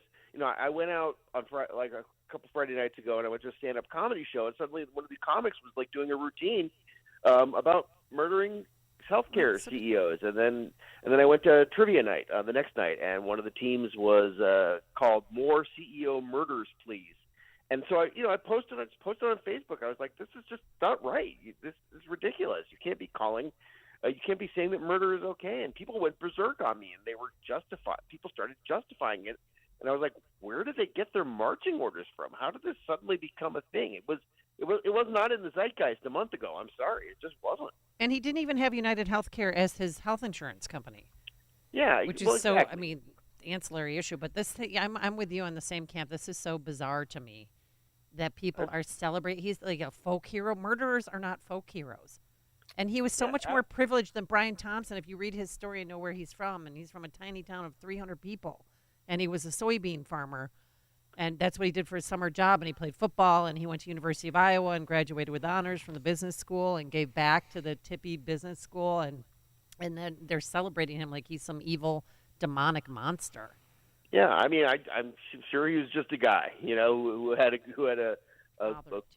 good paying job. And again, that look, our healthcare system is messy, and the insurance industry is screwed up. But that doesn't there's no but. There's no but. You can't follow it with a but. I don't understand the line of thinking. It's crazy. I had one guy, screaming at me, comparing, Mangione to John Brown.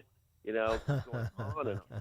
on and on, and I'm just like, what are you doing? What are we talking about? Come on, get your compass in order, people. Jeez.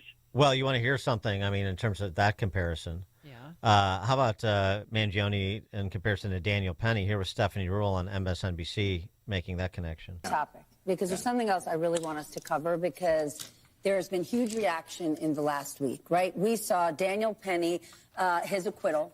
And at the same time, and a very, very, very different situation, but Luigi Mangione, the man who's now accused of the murder of the United Healthcare CEO, two very different situations, but in both situations, there's a person dead. And reactions that we are seeing are hugely celebratory in some circles, right? J.D. Vance is taking Daniel Penny to the Army-Navy football game tomorrow. And what we've seen in the last few years, right, we see the media divide us. We see that, sex sells, but anger and hate sells even more. How concerned should we be, though, that the American people, groups of the American people, are celebrating violence? Like, violence, that's the solution. That's what everyone should be doing these days. How concerned are you that this is where we are in this? So celebrating Daniel Penny's acquittal is the same thing as celebrating Mangione's murder. Well, yeah, that's the thing. Is like, Penny was acquitted after a trial process. If Luigi Mangione is acquitted by a jury of his peers, then maybe that makes sense. But I don't know. But look, those two situations are not the same. They're extremely different stories. But I just find myself continually shocked at the way people are talking about this guy. It just makes no sense, and it makes no sense. And again, like I said, I don't feel like obviously, there's an issue here, because a lot of people come out with stories of getting care denied by the healthcare industry, by the health insurance industry, and people. There's medical debt, medical bankruptcies is a problem, but that's this is not the way to bring up issues. No, but it is for the left, and I mean, this Stephanie Ruhle is intentionally conflating those.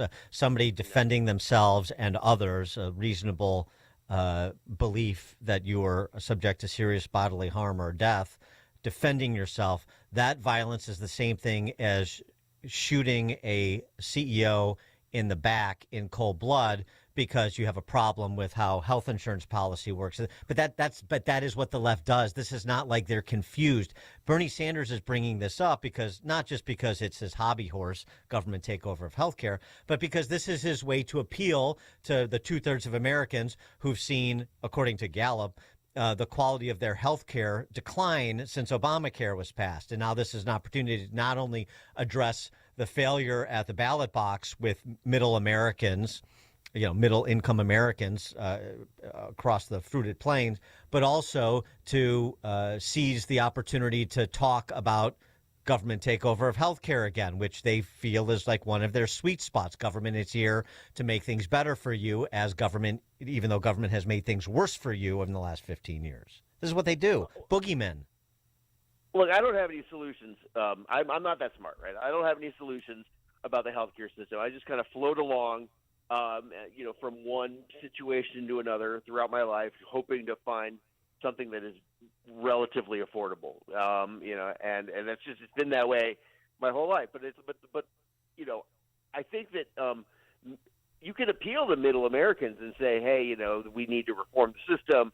But I think the average person is not sitting around saying that it's okay to murder. No, of course not. So that's the thing, not. right? It's like, if you want to engage this issue, why didn't they engage? Neither of the candidates talked about health care much during the campaign. It wasn't something that was being debated. So if it wasn't an issue in September, why is it an issue in December? And why is it an issue being framed in this way, in this weird way where all of a sudden, like, half the people I know are defending murder. It's just bizarre. And as someone who tries to see the humorous side of life, you just have to laugh. You have to be like, you don't laugh at the guy's death, but you do have to laugh at the just absolute moral idiocy of people. Yeah, the inanity of it all. Chris Rock talked about it in SNL in his monologue. Yeah, he didn't. But he didn't talk about. He talked about it he called Brian Thompson a drug dealer. Yeah. Yeah. You're like, that's the First Amendment protects all jokes, of course, whether they're funny or not. But I'm just like, that's just the wrong take, man. It's the wrong take. I wanted because you're so good at the lighter side of life, as you just mentioned. I mean, the piece that you wrote about the disappearance of literary men, sort of getting after this professor from, where was he? University of Nevada or something? Yeah, UNLV. UNLV, Running Rebels. This is people should go read this at bookandfilmglobe.com. But it's very funny. But just address the topic of the lack of the literary man, literary fiction, no longer the province of men, and this is some sort of concern. Well, yeah, and this guy wasn't even. Well, first of all, he's kind of talking out of both sides of his mouth, right? He's saying that, like, men no longer have any positions of power in the literary industry. There's no more male writers. There's no more male editors, et cetera, et cetera. And then he's like, this is a good thing, but it's also a bad thing because there's no more male writers. I'm like, so what are we doing here? And then he's like, we need more literary men to address the fact that, there's a crisis of masculinity and Donald Trump and Joe Rogan and the World Wrestling Federation and mixed martial arts. I'm like, so in other words, is it a problem that men are eating hamburgers too? I mean, this is just like, he's just like, if you want to appeal to men, write books about what men are interested in. And then I thought about it, and I was like, I still read. I like books like that. I like spy novels and horror novels and fantasy novels and sci-fi novels and books with submarines in them. I mean, if you want to appeal to men, just put a submarine in a book. Is that so hard? Yeah, Yeah, it doesn't mean you can just do a submarine scene and you'll be good to go. You know, just put Napoleon in it, or it's like it's not that hard. Men like to read, but they don't necessarily like to read quote unquote literary fiction. So I don't know. I've spent I feel like half my life just like making fun of like pretentious literary people, and I'm like, people just want to read fun and exciting books about things they're interested in. Stop trying to be literary. Maybe Doug Emhoff will take up being a novelist. Yes. To address that toxic masculinity culture problem. Oh yeah, yeah. Well, I just think Doug Emhoff should just. What was that thing that was going around earlier in the year? How often do men think about the Roman Empire? And I'm like, all the freaking time.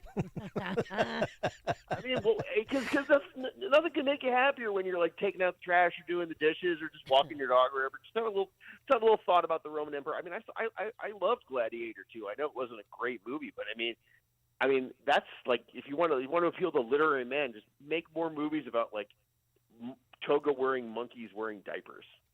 That sound about Neil Pollack, editor-in-chief of Book and Film Globe, author of 11 books of fiction and nonfiction, including Edge of Safety, A Future Tale of Arbitrary Lockdowns, and The Deeply Caring Citizens Who Love Them. Pick that up. And Neil Pollack also looking forward already to Gladiator 3. Neil, thanks for joining us as always. Appreciate it. All right, thanks, guys. Thank you, and he joined us on our turnkey.pro answer line. Listen to Dan and Amy on your smartphone. Download the AM560 mobile app today at 560theanswer.com/mobile.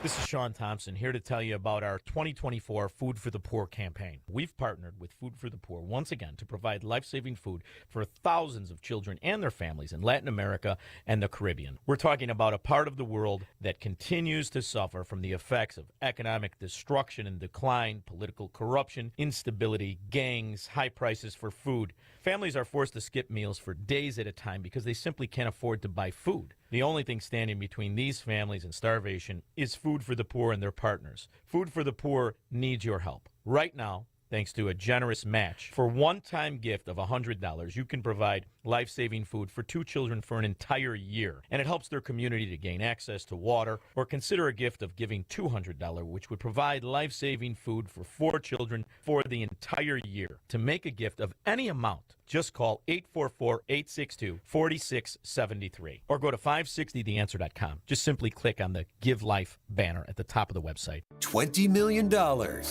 No, it's not the national debt. It's the buying spree at Fox Valley Coins. And it's on from now until Thanksgiving. It's really the perfect storm. Gold and silver are at historic levels. Fox Valley Coins has a huge order to fill with one of their national clients. And September through Thanksgiving is always when coin dealers stock up for Christmas sales. They are especially looking for the old collector coins like silver dollars, all 1700s through early 1900s coins. All kinds of gold, from broken jewelry to gold bars to the old coins, U.S. and foreign. All kinds of silver, from sterling silverware to old coins and bars to Franklin Mint items. They can pay cash or check and make house calls on larger deals prior to Thanksgiving. Fox Valley Coins, 1 light north of I-88 at the Naperville-Warrenville border. They'll make free, no-obligation offers. Make that 20,000,001 reasons to go to Fox Valley Coins now. They give free in-store offers on your items. AM 560, The Answer. All right, another day of broadcast excellence.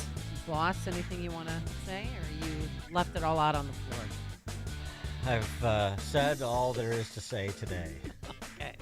But we will be back here bright and early tomorrow morning at 5 a.m. Of course, we couldn't do any of this without our zoo crew. Justin Kosick, who, by the way, just got a cat. Guess what he named his new cat? I don't want to guess. Since he has a dog named Somersault. Pebbles. Yes. Bet you didn't think of that one. A great tabby. All right, now let's head into the newsroom. Here's Mike Scott. Good morning, Mike. Chicago mayor faces opposition to his budget proposal again today. 2 are dead, 2 injured in a Northwest Side crash. An alleged drunk driver hits an IDOT truck on the Dan Ryan.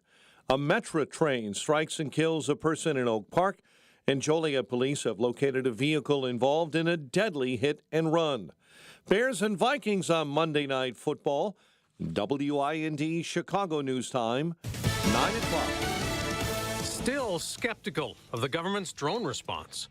I'm Dave Anthony, Fox News. The fact that they're out there saying there's no evidence means that they have no knowledge. They don't know what this is. Republican Mark Green chairs the House Homeland Security Committee and wants more answers about all the mystery drone sightings, mostly in New Jersey. Yes, of course, some of these wind up being manned flight, but not 5,000. Fox's Nate Foy reports from Elizabeth, New Jersey. New federal drone detection technology is coming to New Jersey and New York as this mystery is impacting several states across the country. They include Pennsylvania, California, Maryland, and Connecticut, but the bulk of the sightings remain in New Jersey, where lawmakers on both sides of the aisle are calling for more transparency from the Biden administration. Another Trump cabinet nominee facing a potentially contentious confirmation next year goes to the Capitol this week. Robert F. Kennedy Jr. will meet with 25 Republican senators trying to win their support for him to lead Health and Human Services. Kennedy will need to shore up support with Republicans and members of the Senate's Health Committee that oversees federal health agencies. He has been a skeptic of vaccines and overprocessed foods. In an interview with Time magazine, President-elect Trump said he'll listen to Kennedy about vaccines and could consider pulling some if they're dangerous or not beneficial. Fox's Jared Halpern. In an hour, we expect to hear from President-elect Trump from his Mar-a-Lago resort, where he's meeting today with the CEO of venture capital firm SoftBank, expected to announce a $100 billion investment in critical U.S. infrastructure and AI.